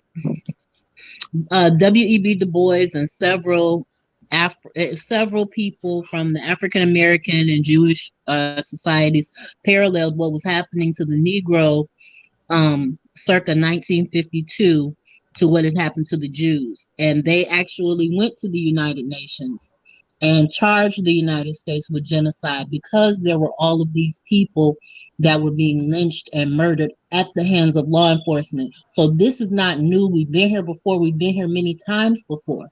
They don't care. We have to care, and we have to stand up and do something different. But the book is called We Charge Genocide. Okay. So, and you'll be discussing that on your podcast? Yes. Okay, great. Kevin Conroy, what do you have to say about this prompt? Kevin, know about that. Well, all I gotta say is death to these corrupt pigs. Mr. Untouchable. Wow, Kevin, really? Hey, we gotta be real with ourselves, man. The hell with these pigs. Enough is enough. That's that Jamaican coming out.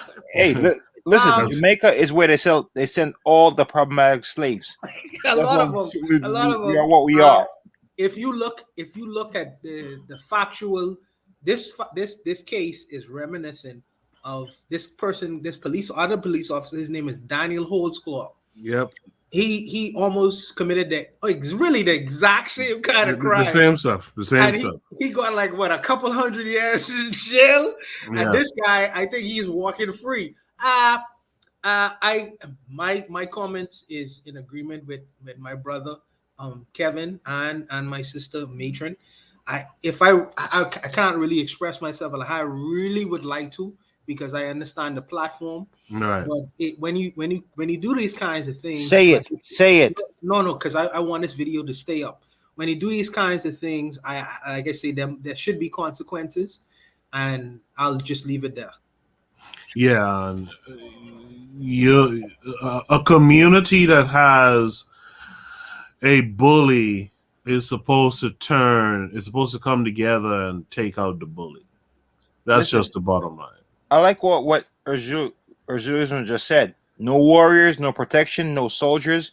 We are done. No respect from the black woman. And he's right.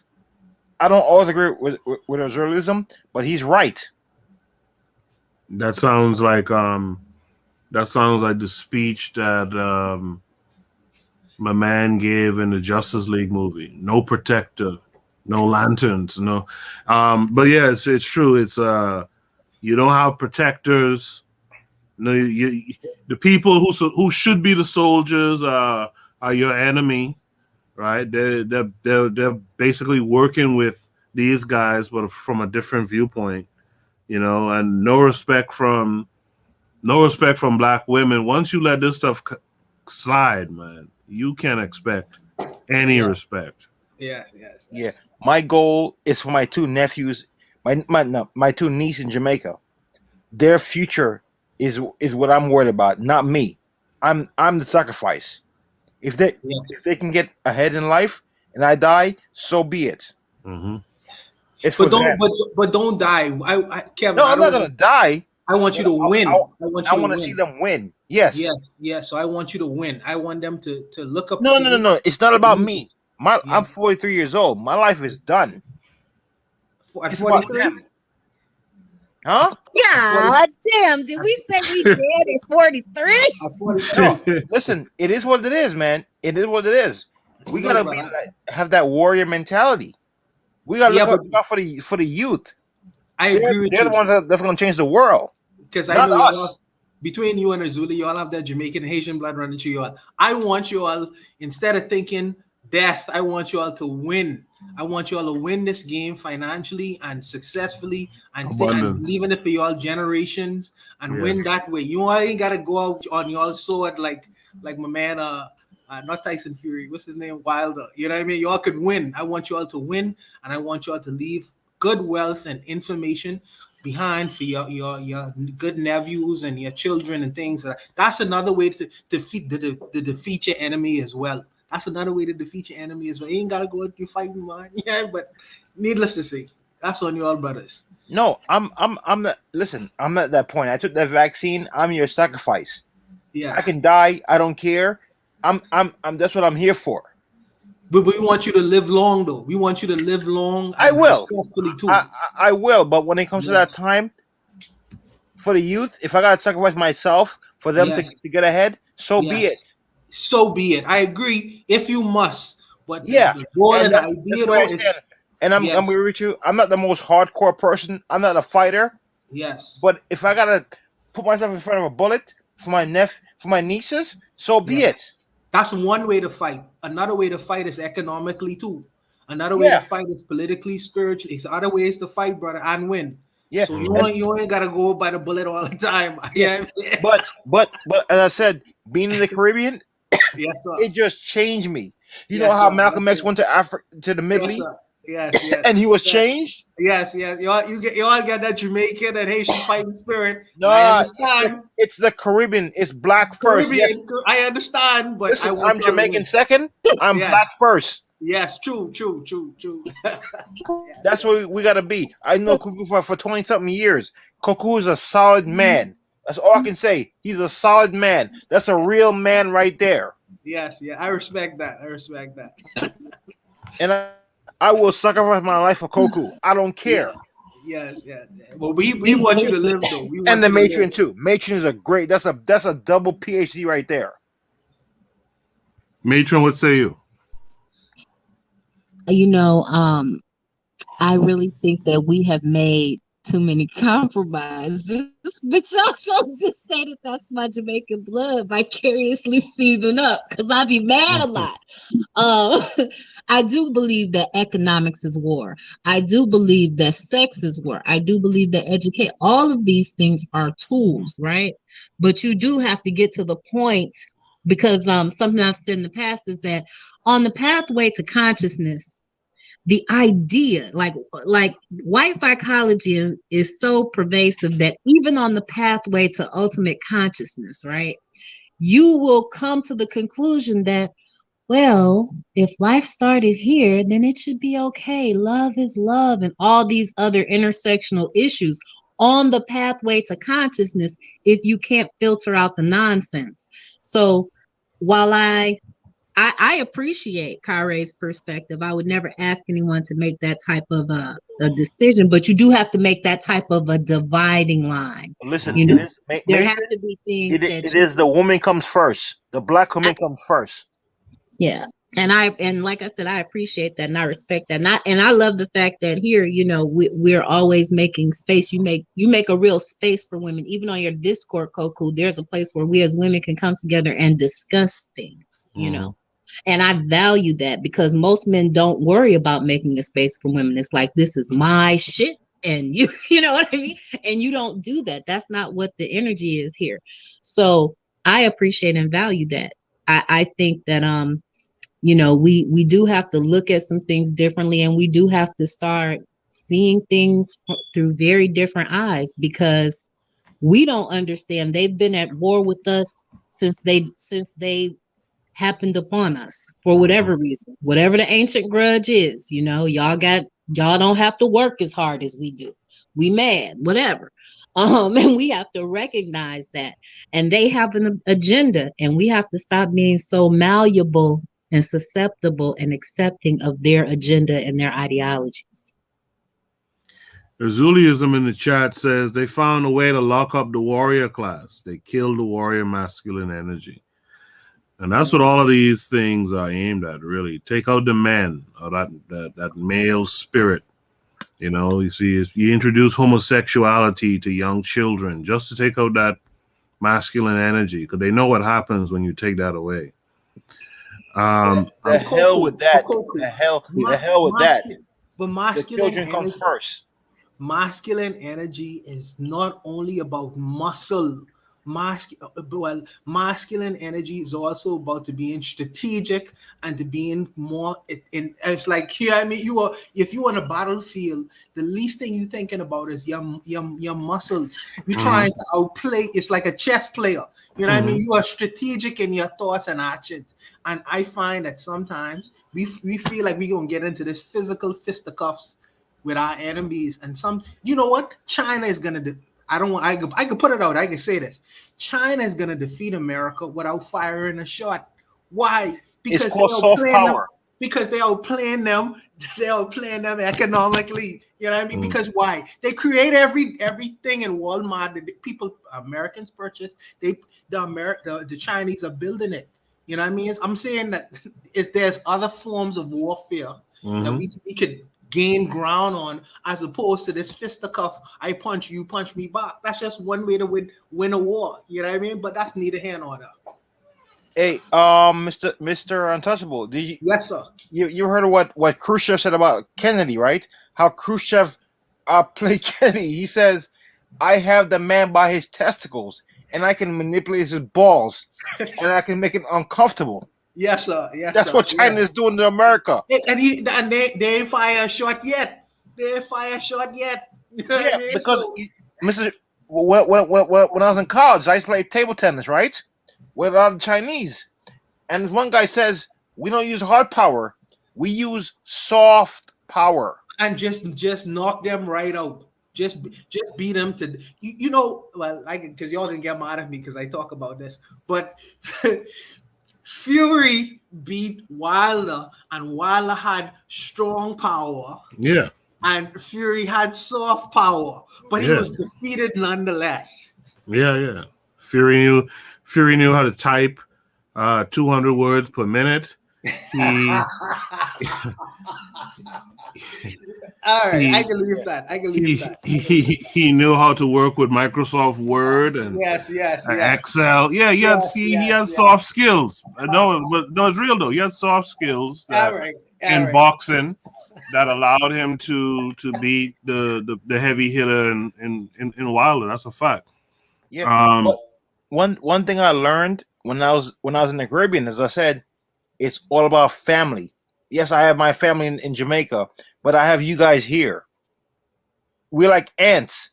They'll get one of us, but they can't get 10,000 of us. We can overwhelm these people if we get on code with each other. Africans, Bahamians, Jamaicans, Haitians, Bajans. Think about like Koku. Think about Labor Day, right? Mm-hmm. We have all these nations in one spot together. Can you imagine if we get together outside of the Labor Day parade? How much better the politics in New York will be? Yeah. If we got together in instances outside of like partying and bullshitting, we could do something. They understood that with cricket back in the day. They knew that if they could get a full Caribbean squad in cricket, they knew that was going to destroy the international game. And same thing with soccer. They knew if they could get a Caribbean squad, That's reggae boys. That's all. That's everyone put together. They knew that it would be dangerous. You know. Oh, look at France. I call that France team that back in the last World Cup. That was Team Africa and Team Caribbean. Look how they destroyed the traditional soccer the powers. Argentina, you know, they destroyed Argentina in that semifinal match. You saw what, Mr. Untouchable. You saw that match, right? Yeah, They humiliated Messi. Yeah. Can I say something? Yeah. Yeah. I understand what you're saying. The warrior class, once the warrior class is locked up, you're done. Talking about the fisticuff, China's doing what you know. China got mad guns, right? China got mad guns. Y'all talking about no. China got mad guns. But Azurism, think about this. You don't use your guns all the time. Sometimes you gotta use diplomacy. You gotta use your brains. Wait. Where the muscles end, that's where the mind begins. Okay, let's use where the mind ends. That's when slavery begins. No. I said where the muscle ends. I understand what you're saying. What I'm saying is the masculine energy does not have to be all muscles only. The masculine energy is not letting people penetrate your brain to tell you you're weak. The masculine energy. This is what I'm. Gunnar, I agree with you. No, I agree with you. We don't agree all the time, but I agree with you. I'm not saying the masculine energy is the fisticuff class or whatever. But the warrior class that's in prison, they're not afraid. If somebody had gotten to the brain before whatever happened got into the brain, maybe they wouldn't be there. And we're talking about. I've been around. Oh, sorry. I'm sorry. My apologies. Let me just finish. No. I'm just saying that we're saying that. Zulism cut out. It's screw tube. We're getting too high for screw tube, so they cut them out. Yeah. The United States on a yearly basis spends, I think, almost like $100 billion on defense each year. Any country that's the closest country closest to that is China at $65 billion. If the United States was to get into a war with China, as far as the missile is concerned, they are outgunned. So I'm saying that you have to change the ring, the battle ring, the fighting ring.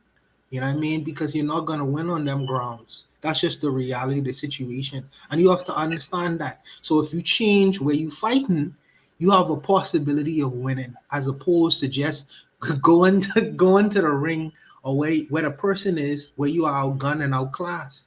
That's just a rational, thoughtful, in my mind, from my brain. You know what I mean? But I could be wrong. Be wrong. You're not wrong. Can you imagine if the leaders of Jamaica, St. Vincent, Barbados, Haiti say, listen, let's put aside our petty differences and start, combining as a unit. That America would shit itself. And who knows? Africa will join it. Like, yo, those are our brothers in the Caribbean. Let's team up with them. I don't know. I choose to fight differently. I think that where it seemed to the black man to have a lot of grounding is culture. We are able to give an impression to the rest of the world that the whole world is follow us culturally. So I would suggest that for us to really change the narrative and how we perceive in the rest of the world. And I think that that's how we really could gain some ground in the cultural way we perceive, especially Jamaica is a country of 3 million, but they punch way above that small population. Why? Because the culture is so strong. It's been able to penetrate the European countries of the world, the African countries. If you go anywhere in Africa, you hear reggae and you want to see Bob Marley. That is you could use that as a propaganda tool. Yeah, but that's nice and good. But we need a whole team. It's not just about Jamaica. We need the Bahamas. I understand that, but I'm just saying the tool that we could use is on a cultural level, not on a military level. Jamaica don't create no guns. Neither does the Bahamas. But America they have industries where they create bullets and guns. So does China. And I'm saying wait. We also have another thing that's very important: brains. yes, I understand. Okay, all right. I hear that, brother. I hear that. And strategy. Think about this, man. Yo, listen to a lot of these Caribbean islands. They make a lot of sense. They operate on common sense. Yes. But even all the common sense in the world, if I still get in a ring with somebody like Mike Tyson, they can get knocked the hell out. Why? Because you never planned. You got punched in the face because you never planned. So I want to move to this next topic. Yes, sir. Because I think it's something that will take some time to process through. Synthetic G, as she's called by some, she had this thing to say. Let me share the screen. Well, actually, let me share the screen of this video. This is Azuliism sent this one in. And I'm sorry, Miss Untouchable sent this one in. Yeah, I wanted to hear matron opinion on this one. Yeah, so let me play the video, Mr. Untouchable. And then we'll Peace and blessings. And welcome back to the News, Knowledge, and Life channel. It's Brother News here with another video. Thank you all for tuning in, my brothers and sisters. I want to talk about Cynthia G and how she comes out with a video saying that all black boys, children need to be aborted, be killed. And why she is getting away with talking like this and nothing is being done to her page. See, this is something that we need to be thinking about as a community. Why is nothing happening to Cynthia G and she's talking about killing black children, black boys on social media site where it's against the law, which means that, look, it's against their rules to talk about killing children on this platform, but she is still standing. You know why she's still standing, my brothers and sisters? And why they are not getting rid of her page and they won't get rid of her page? It's because she is working with the powers that be. They are the ones, her bosses. They're the ones that's telling her what to say and what to talk about, because this is what they're on. They have a petition out to remove Cynthia G's page from YouTube. She has 367 signed. They're trying to get 500. This is not going to work because the people that she's working, the powers that be that she's working for, is protecting her.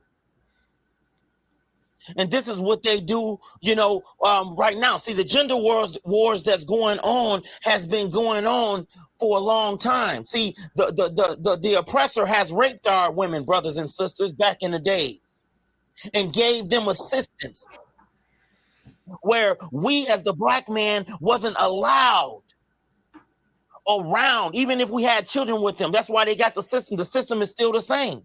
If a woman gets assistance, the man is not allowed in that situation. If she get housing assistance, the man can't come around. If they find out the man is around there, the woman is going to lose her housing. The division between the black man and black woman has been going on for a long, long time.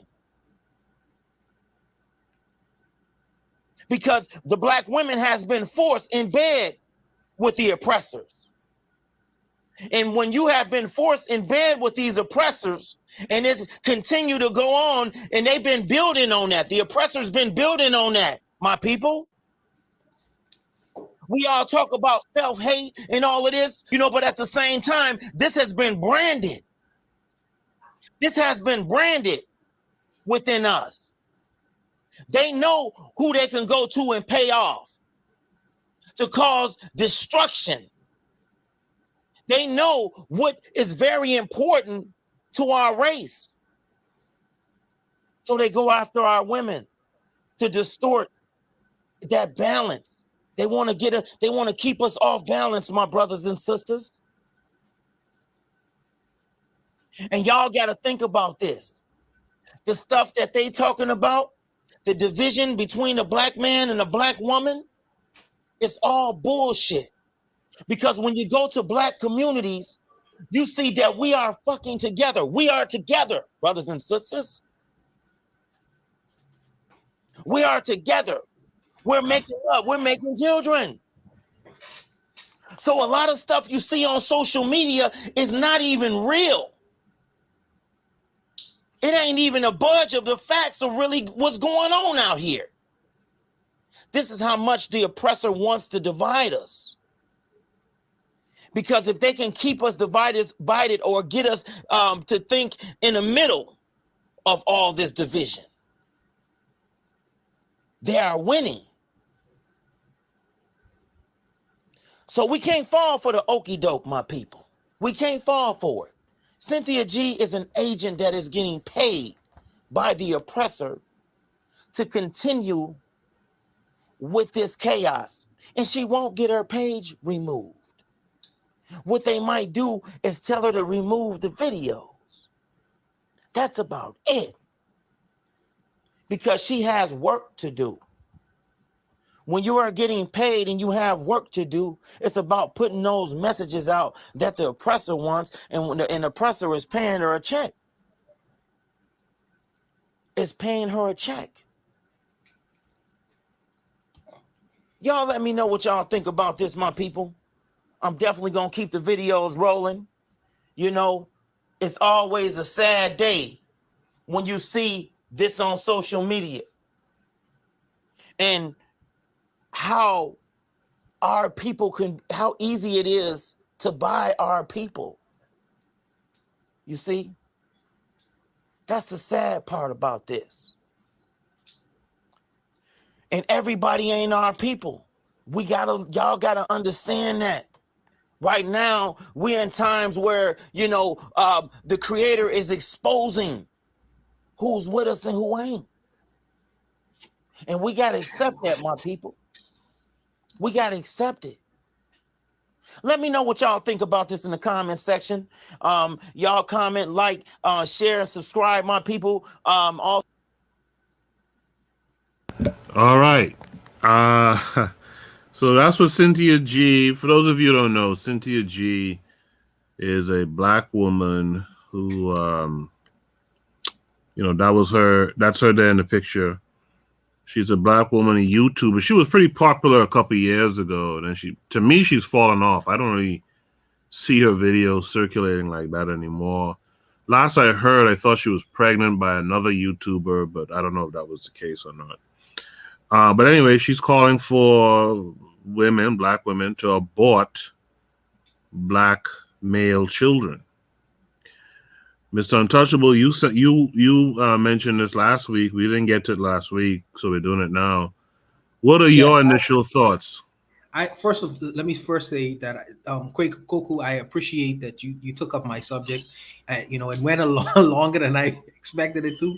Mm-hmm. But when I initially saw it, I wanted to see if I could really hear from her out of her own mouth exactly what it is that she said, and I couldn't find the exact video.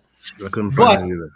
But I found videos commenting on her statement, mm-hmm. and some black women calling them, basically vouching and saying, yes, we need to get rid of these, before they come to and oppress us and all kind of nonsense. So I'm saying, for me, it was astounding. Mm-hmm. I understand that we do have black men who are called rappers, who talk about the murder of other black young men, and I understand that it's not new. But the fact that the women are joining in and basically discarding their wombs now and saying, well, if it's a male person, you must abort. For me, it was just a fascinating thing. And I really wanted to hear from an intelligent black female person to find out exactly what she felt about this. That's why I had to defer to Matron on the subject itself, because I really wanted her to see it and respond on it. As we get to hear what the Matron has to say, Erzuliism in the chat says, if you abort black boys, you kill yourself. He goes on to say, she said that, meaning Cynthia G said that because there is no respect, because we are children in front of the barrel maker, meaning this white boy. KW Don 7 says Cynthia G is a sociopath who makes fodder content to fuel a non-productive gender war. Achieve Mindset says weak men. That might be for a previous prompt. KW7 just said, who needs William Shockley when you got Cynthia G? But Matron. remember, William Shockley was dismantled by I forgot her name, Dr. Cress Wilson. Francis, yeah. Without the black woman, the black man would not exist, and vice versa. Without the black man, the black woman exists. We need each other. I don't give a damn about Cynthia G is just a paid shill. The hell with her. With that said, Matron, what do you have to say after hearing all of this? This is a white supremacist transgender person's agenda, right? Because the most threatening thing to any other people group, as Dr. Francis Cress Wilson would say, is that black penis, right?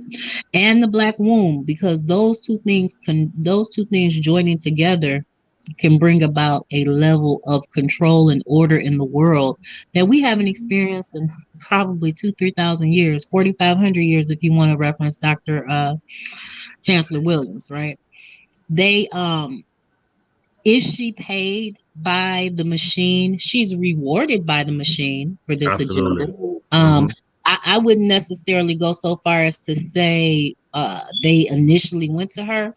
I will say that you're getting so much support from women because they wanted to maintain their past to work and operate in this economy.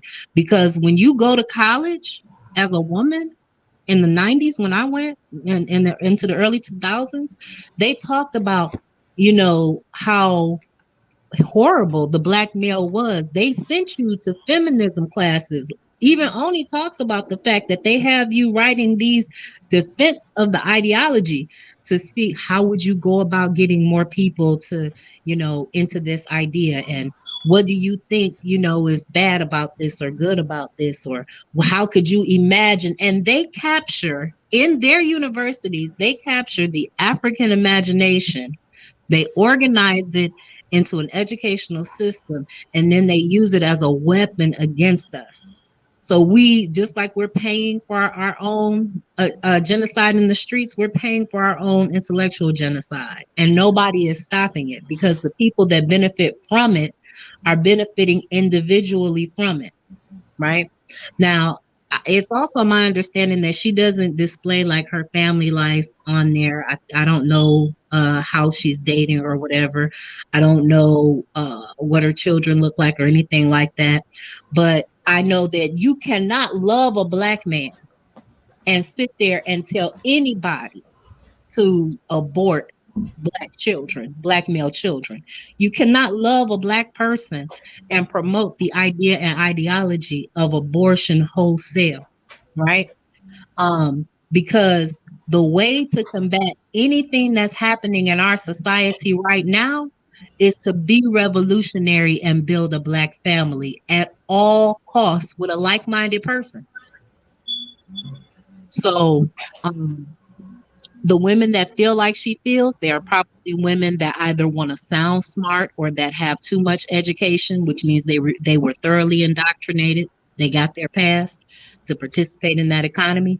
And whether she was put there initially or whether she was just weaponized intellectually against them and packaged and put out there in such a way to continue this agenda, it's what it is. But these people cannot be the voice of our community, and people like her and other women. There are other women out there that have like really amplified voices that talk about, the things that black women are doing and black men are doing and what you should do and all this other stuff. And they're just tearing each other down. And it's like, even when you think you're doing good, you don't change a person with harsh words. Love is what changes a person. You invite them in and you have a real conversation. Come sit at my table. I made you some jollof rice. Come here, but people don't see it that way. But that's what I think about it. Wait, can I ask a question to you, Matron? Do you think this woman is hurt? Like someone hurt her, or she's like a very deep Absolutely. Work. Okay. Thank you. That absolutely plays a part in it, right? But at some point, as a human being, your personal pain has to be put to the side. That's like when you talk about sacrifices, when you really get to the point where you want to have a platform to change things, when you do that and you make that type of a decision, then you sacrifice the pain that you personally have felt to project onto the world a stronger, better image, because you're creating tomorrow. And if we live in her tomorrow, we're gonna have a world filled up with some African American women. And I've told y'all many times, the African woman in the West has not been able to find her place. So she's been cultivating and acculturating to anything and everything. And so since she doesn't have a place in the West, she's just going around like a I don't know, a radioactive atom, you know, blowing up stuff here, there, and everywhere, doing whatever she can to organize those worlds and those environments, because that's our job. Like, we're going to organize whatever it is we acculturate to. Here's the problem. Black woman does not need to find her place. She makes one thing I've over the years, since I've been in America since '87, the black woman has always made her place. She don't need to find her place. She made her place. That's a reasonable thing to say, but we're not looking at the fact that for generations, and we'll just go 200 years. We're not going to go 400, 600. We can just go 3 generations, right? For 3 generations, the war has been destroy the family, tear down the black man, infiltrate the community with drugs, whore out the black woman, lock up the warriors. Oh, and then let's put her into debt so that she can get some education. And that's just my story, right? And so when you think about someone having to come up out of all of that recent history, right, and to get to the point where they are reasonably conscious to understand what's going on, I hear what you're saying. She has to make her place and things like that. Everybody is not there. Everybody's not that strong. It just comes across as hurt and pain. But yeah, she's probably hurt. She probably doesn't really love herself, because it's hard for a person to get to the point where they really love themselves, especially with a platform that large. Like my mother, right? She has worked harder than me. I remember when I was in high school, she would work that 9-to-5 job. Then she'd go to college at night and work on her nursing degree. In 2001, she finally got her degree, and she's been working ever since. She has never complained. Even when I was a little kid in the 80s, living in Jamaica, she supported me. She sent stuff back home to help me. She has never been an excuse. But this chick right here, Cynthia G, she's making all these excuses to tear down black men. And I said she is not the representative of black men, of black women. She's the minority, the 0.0000001%. We got to ignore her, but at the same time, we got to silence her. We need more people like you, matron. More people like my sister, my nieces. You know, all the great black women that came before her.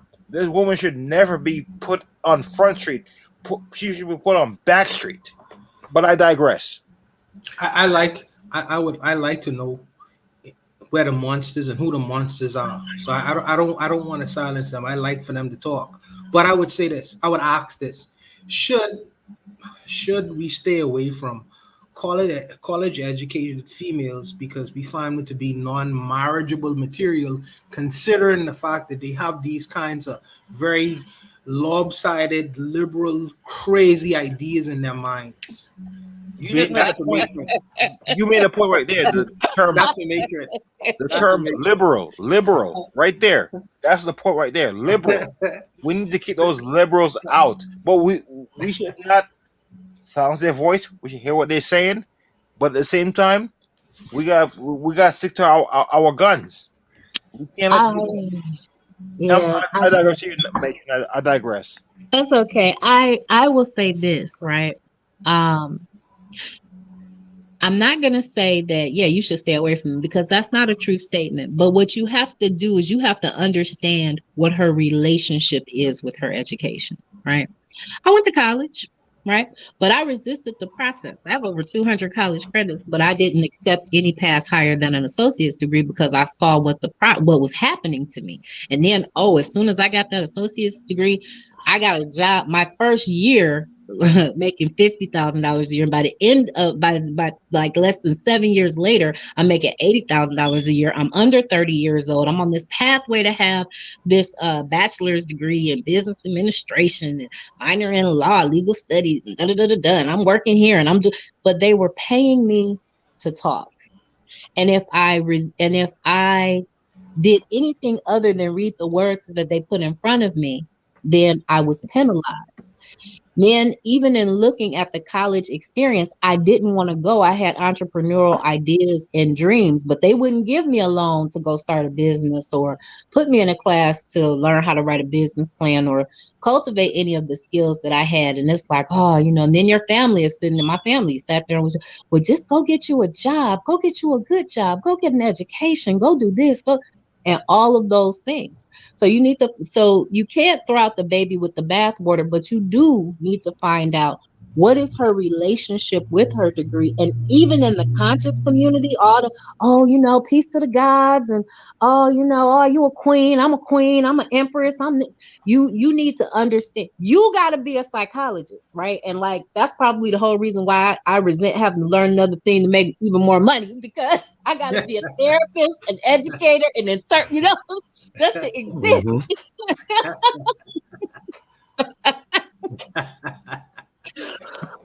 So, but you need to understand someone's relationship with their education. So, they can't be too ingrained and entrenched in the identity they were allowed to cultivate in the process of getting their education, right? Because if they are, they're not going to be any good. They can come along and look along the edges, but they're not going to be any meaningful, useful good to the community. When I talk about, having conversations with people, and I'm asking them for very simple things, their education and training tells them to tell me no and to let me know that I can't have from them what I need, because that's what they sell to the white man. I can't organize this other platform because, that takes too much money and all these other resources. It's like, those resources are at hand. They all free for the most part. What are you talking about? So you do have to if you're going to date, and you haven't already found your mate, you do have to understand their psychology and understanding what their relationship is. And you meet somebody I resisted the past, I know I could do better. Somebody that's like, you don't own shit, you can't defend and control. Thank you for such a thoughtful answer. Thank you. Yeah. Cynthia G, I think the matron really put the start on the finish to that conversation. Synthetic G. In that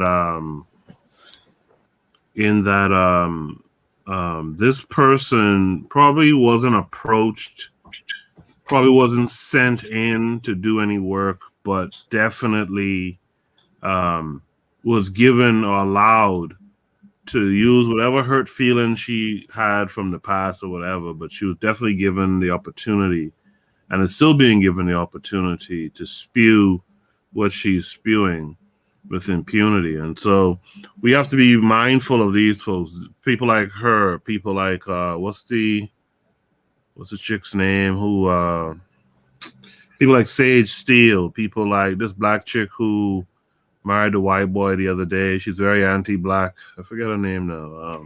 Young black woman. She's one of Thomas Sowell's, basically offspring.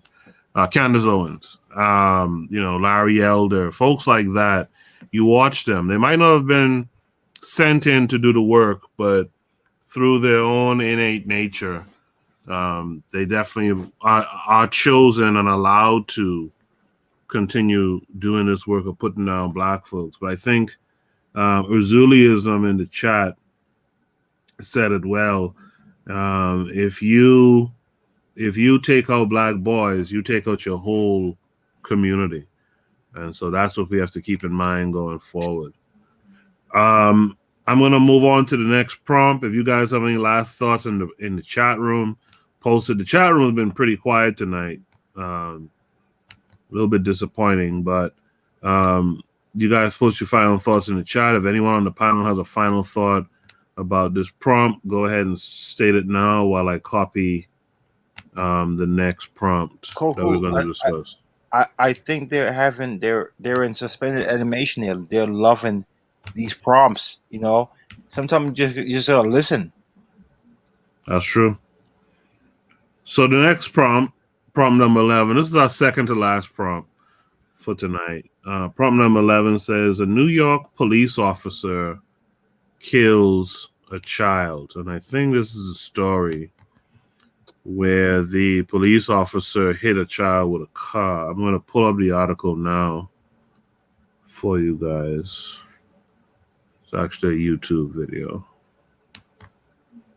So let's share that. You know, again, this story is probably going to be another one of these wash, rinse, repeat type stories. Yeah, wash, rinse, repeat. Yeah, the things that we keep hearing over and over and over. The question becomes, because we can't just keep watching these stories over and over, but we also have to start to ask ourselves definitively, what are we really going to do? And let me hit the story right now. To something that has not received I'll be right back, all right, guys? attention it deserves. Yes. A New York State trooper killed an 11-year-old child. This New York State trooper pulled over a family of four, a father, wife, and two children, 11 and 12. He pulled them over for speeding. It was supposed to be a traffic ticket. It ended up being a death. That state trooper is identified as Christopher Baldner. Let me give you some background to this. Back in December, this family was pulled over by that trooper. There was an argument between the driver, a black male father, and the trooper, according to the report. The driver said, "Can you please call your supervisor?" That's part of the protocol, ladies and gentlemen. You can request a supervisor. It is part of their guidebook protocol.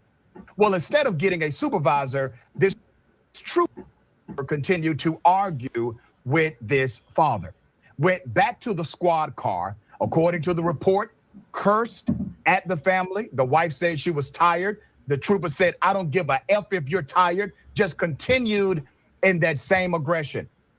He went to the squad car, comes back, and he decides to spray mace into the vehicle indiscriminately, spraying the father, the mother, and the 11 and 12-year-old in the backseat of the car. Instinctively, the father... Wait a minute, internet issue. In fear of his life and the life of his family, said, "This cop is out of control." And he proceeded to pull away from all of this pepper spray being sprayed, harming his entire family. Well, this cop decided to break policy, got behind this family. He has already seen there's a wife and two children in the car, and he rammed their vehicle, not once, but twice. He ejected the 11-year-old daughter from the car. She died at the scene. She's dead today. She's no more. Look at this beautiful young soul. She's dead over something that should have been a traffic ticket. He was screaming at me. "You were going 100 miles per hour. You shook my car." That's according to the father. I said, "The tractor trailer in front of me shook your car. I had my hands on the steering wheel. I didn't get out of the car. I was no threat to him," Goods said. "I asked for a supervisor." The father's name is Tristan Goods. Tristan Goods, 39 years of age, told the New York Daily News that he was driving his wife, April, and his daughters, 11-year-old Monica and 12-year-old Tristina, to go and visit family. My wife said she was tired, and he said, the cop, "I don't give a if you're tired," Good recalled. The trooper returned to his cruiser, and when he returned, he flooded Good's SUV with pepper spray. Balna Records record show gave chase and used his state police car to ram the back of Good's SUV. About 8 seconds later, Good said Balna rammed his car a second time. Let's bring up a picture of this father with his daughter. This. I'm gonna pause it. There's a 10-minute video. I'm not gonna play the whole video, but wash, rinse, repeat. Let's not even talk about the actual details, which are just vexing, of course. What's really the solutions to this stuff? Is there a solution we haven't put forward yet in all our times talking about this stuff? What's the solution? Yeah, Matron, you go ahead. Getting the hell away from these people. It's brought back memories of my most recent police stop, you know, where I'm being, as a single woman in a car at 7:30 at night when it's just getting dark in my area, I'm being directed to go around a corner down an even darker street that's tree lined instead of stopping on the main road. But anyway, so this is their behavior. We got to get out of here. Like there aren't any other solutions that we have because we've tried everything. It doesn't work because by the time a Black officer, has been educated and acculturated to this system, he's just as bad as a white officer. It doesn't help to try to call more cops while a cop is hunting you. It doesn't help to request and assert any rights that you think you have because you're already guilty of that crime that Mr. Untouchable so eloquently spoke, breathing while Black in America. So no, the solution is to leave, get what you can get, or go to a community that you have fully created and then unincorporate and dare them to come into your borders. You know, that's it. Mr. Untouchable? Well, where I am with this is, I would have to, if I was to put myself into the shoes of the father, I would have to go to my wife for permission. You say, well, what's the permission? I'll have to ask my wife, if I can respond to this the way I wanted to respond to this, I can go all the way, and I'm gonna leave you with my child to take care of.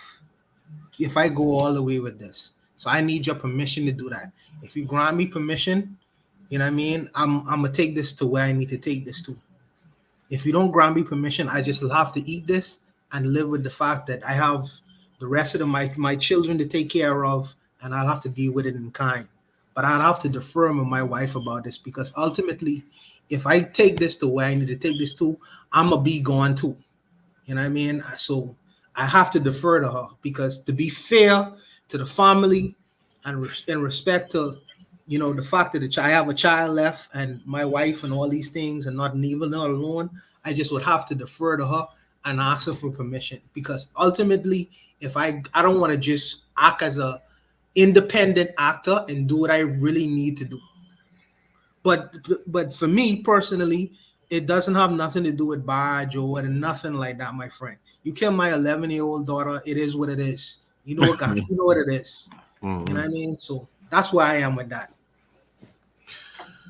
I'm happy to see that you have that thinking in you already. I think one of the problems is a lot of us wait till these things happen to then come to the opinion. And by that time, you're working on well, if this happened again, the next time this happened, I'm going to do this or that. Now, you have to have that mentality. No, I'm from South Beach. I'm from South Beach. I mean, nah, I ain't getting like that. Nah. Yeah, so, you know, that's what it has to be. You have to have it. You know, as soon as you have a kid, I said this last week, as soon as you start to have kids and stuff, you have to have the mindset that you would sacrifice it all for them.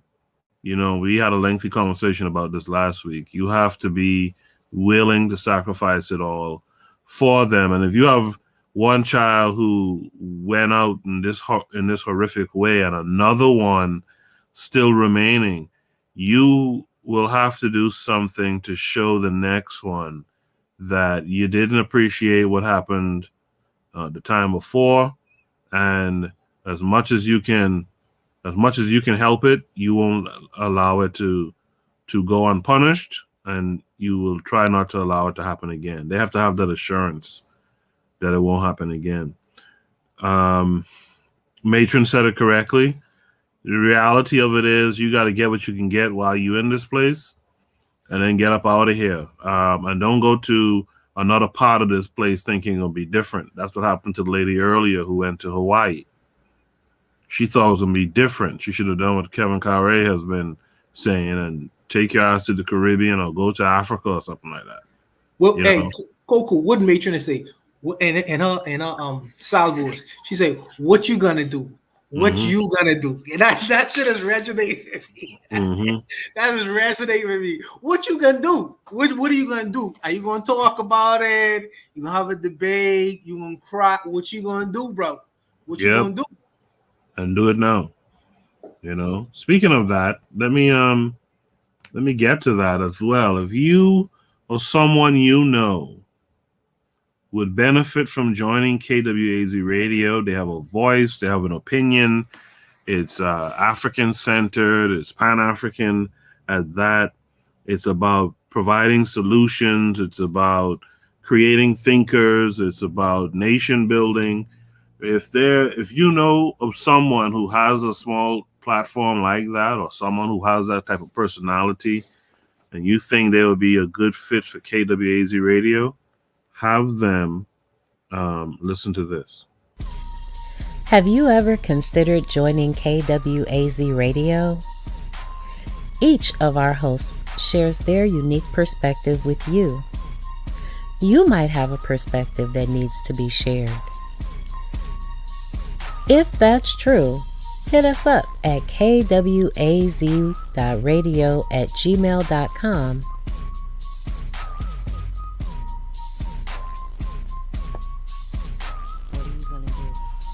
What are you gonna do? What you gonna do?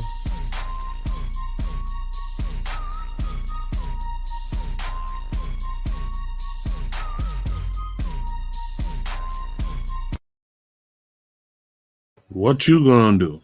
Yeah, make sure if you're that kind of person, you have that kind of voice, you have that kind of outlook, join KWAZ Radio. Email them at kwaz.radio@gmail.com. Also, look out for the KWAZ Radio website, a central place where you'll find all the shows and all their episodes coming soon as well. Daily affirmations by Pauline earlier, I guess, was responding to what Kevin KWAZ said, which was, yes, correct. Digesting all of this new information, which helps to expand my horizons. I need to learn more, and shoot the breeze provides enlightenment for me. That's a high praise. I appreciate that as well. I hope others feel the same way. Is there anything else anyone else wants to add to this prompt as we get ready for our last prompt tonight? Nope. Okay. So the last prompt is, and I wish Azuliism was here because he's the one who put me on to this prompt. This last prompt is about $1 million lifestyle. Could this be real? We're going to touch on that right now. There's a video I need to show you that will make this all make sense in a second. Hold on, let me share my screen. I wish this sharing stuff wasn't so cumbersome. I wish it was a little bit easier.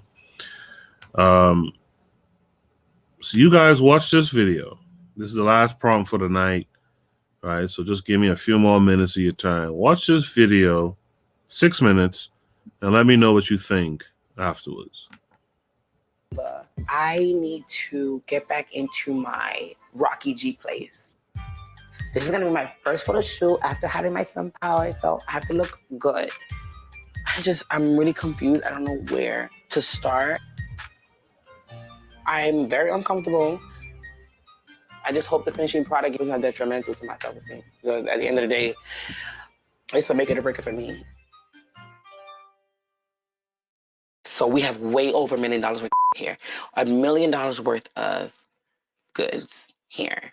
But I didn't say that, so don't try to come over here and rob me. Okay, so this bag right here is about, I want to say a little bit over $1,000. This bag right here was almost $3,000 right here. This is one of my favorite bags, Christian Louboutin, red bottoms. This Bottega Veneta cost about $4,000. We got Christian Louboutin sneakers.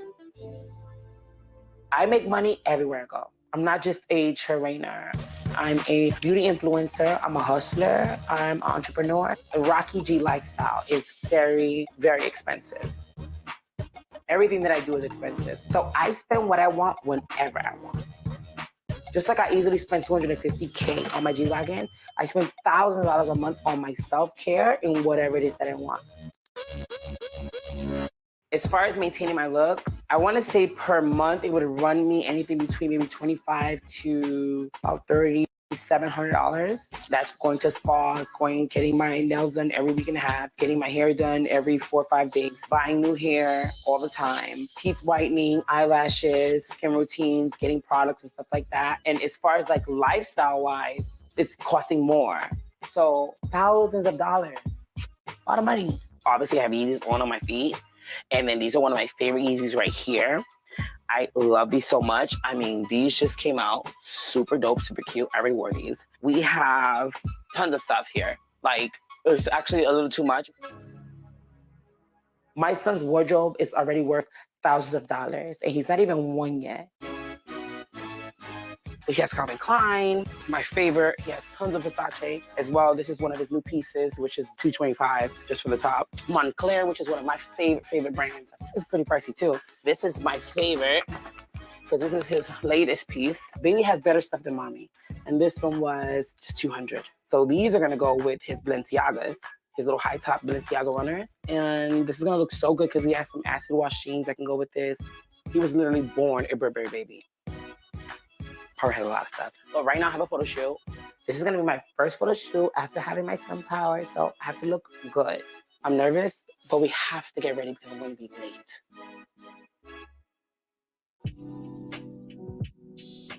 So are you ready for the photo shoot? Not really. I mean, I'm happy that you're here because you're getting me ready, but I haven't had a photo shoot in over a year. And I can't believe I gained this much weight in less than 6 months.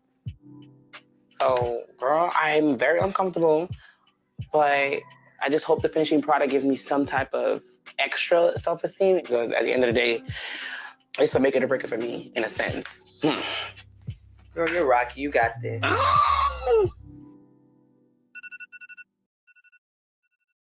Okay, that was alarm, girl. We gotta get ready. Time to get ready right now. I really just don't even know where to start because my hair is so loud and it's like, I want to make something colorful. I'm really confused. I don't know where to start and I don't even have time. I'm really time pressed. So I have to like throw all this stuff in the bag, figure this out. And I just hope that this doesn't turn into a disaster. So I feel like this is like the go-to for me right now. This is so pretty. It's actually very new and it's like the perfect vibe. So I'm gonna put this on right now and see how it comes out. It's like super sexy.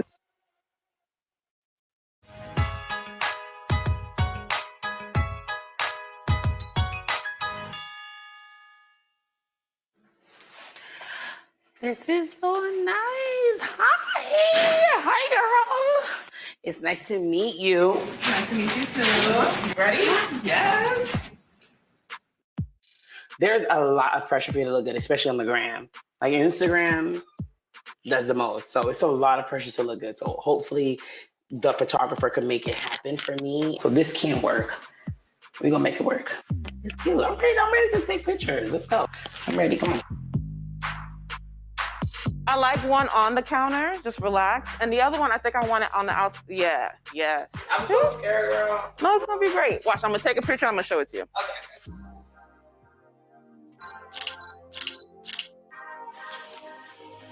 Yeah. I enjoy it. I'm happy. You know what? I have an idea. We should go outside. Outside? Yeah, outside. Let's go. All right.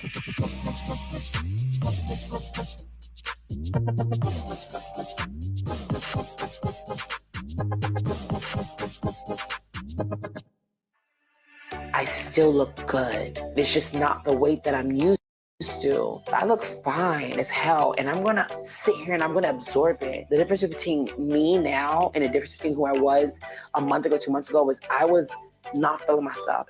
But right now I'm feeling myself. I'm working towards my goals, but I'm happy. I'm alive. And I'm going to appreciate that. Doing the photo shoot is definitely gonna give me more motivation to be in the gym and to work out. Because if I'm happy now, I can't imagine how happy I'm gonna be when I reach my goals.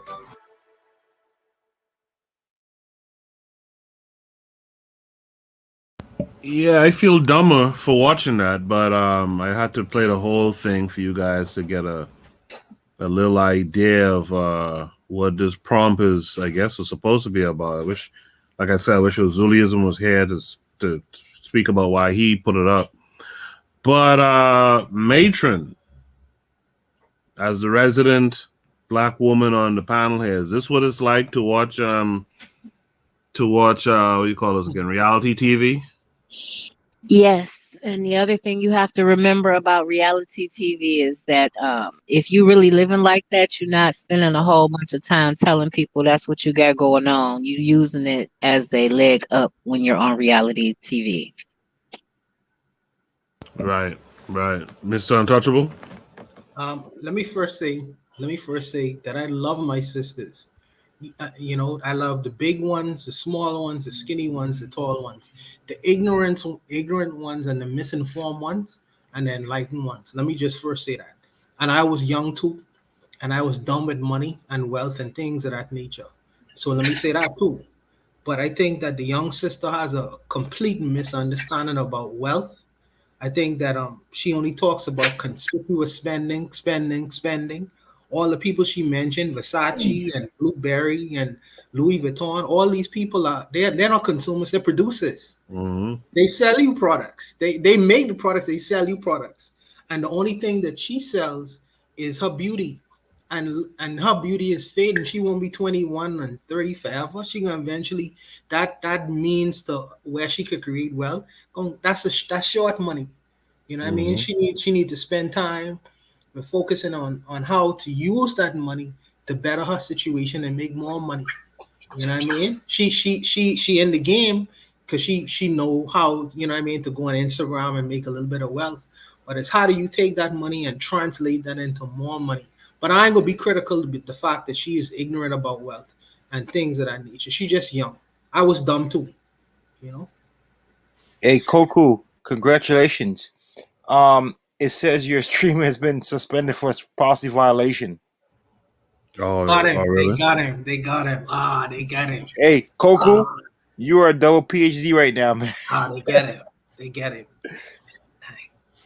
That's all well and good. Daily Affirmations by Pauline says low self-esteem being hidden by high-priced goods, and I feel that's what's going on there as well. Yeah. Even though people could be bubbly and all that kind of stuff, a lot of times that's hiding. They may seem extroverted, but really they're introverted, you know, or really they're suffering low self-esteem, if you will. But they seem like they're on top of everything and all this old shit, and that's not what's going on. KW7 says you will not be able to shrink the wealth with Urugu by enriching Urugu, which is so commonsensical, man. Like all those labels that she listed and that Mr. Untouchable spoke of, you're talking about those are the wealthy people, and you are contributing to their wealth. You know. Oh man, I was dumb like that too.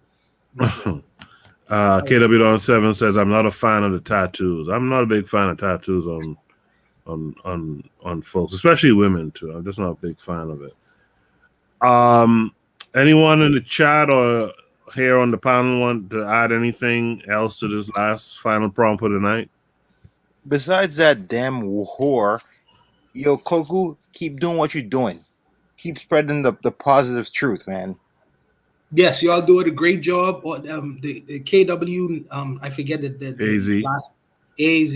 They're doing a great job. You and Matron are stellar people and giving us great information, and we appreciate y'all greatly. And I spoke to my Jamaican crowd about you, so they'll be watching you soon, man.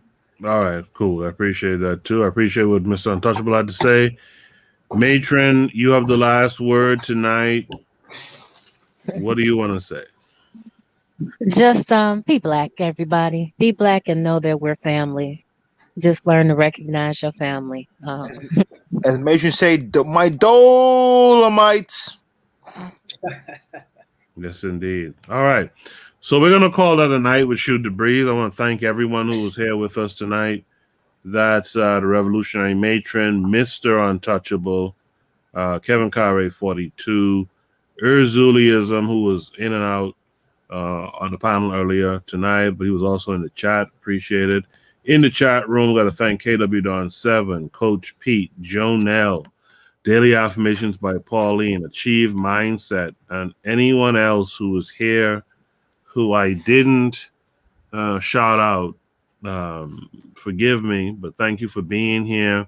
To whoever reported my shit to YouTube, you could eat a dick too. I hope you get it back up. It's fine. In any event, you guys have a good night, and I'll see you guys. We'll be continue reading Nation Building this Tuesday at 8 p.m. I'll be back on Thursday with a live stream covering some topic. And of course, we will be back next week, Saturday at 8 p.m. Eastern Standard Time to have Shoot the Breeze. Remember, there's other shows on the network you guys should be tuned into. Make sure you check out The Learning Curve with the Revolutionary Matron. Check out Only Say on the Pro-Black Perspective. Should be, I imagine they're doing something tomorrow morning at 11 a.m. Eastern Standard Time. And the Harsh Reality Podcast with D-Web. Oh, yeah, shout out to D-Web, who was in the chat room earlier as well. Harsh Reality Podcast, I'm sure they have something brewing and dropping soon as well. Okay, thank you guys. I'll see you guys next week.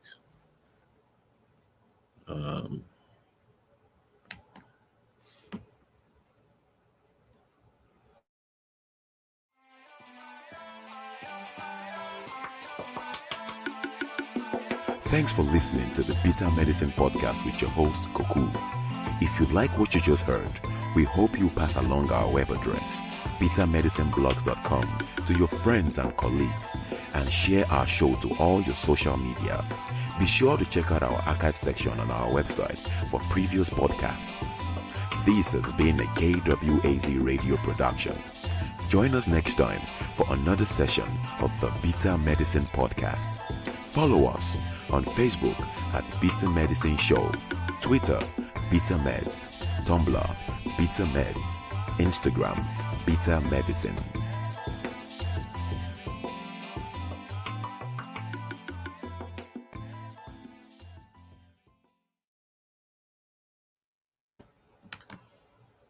Great show, Koku, as usual.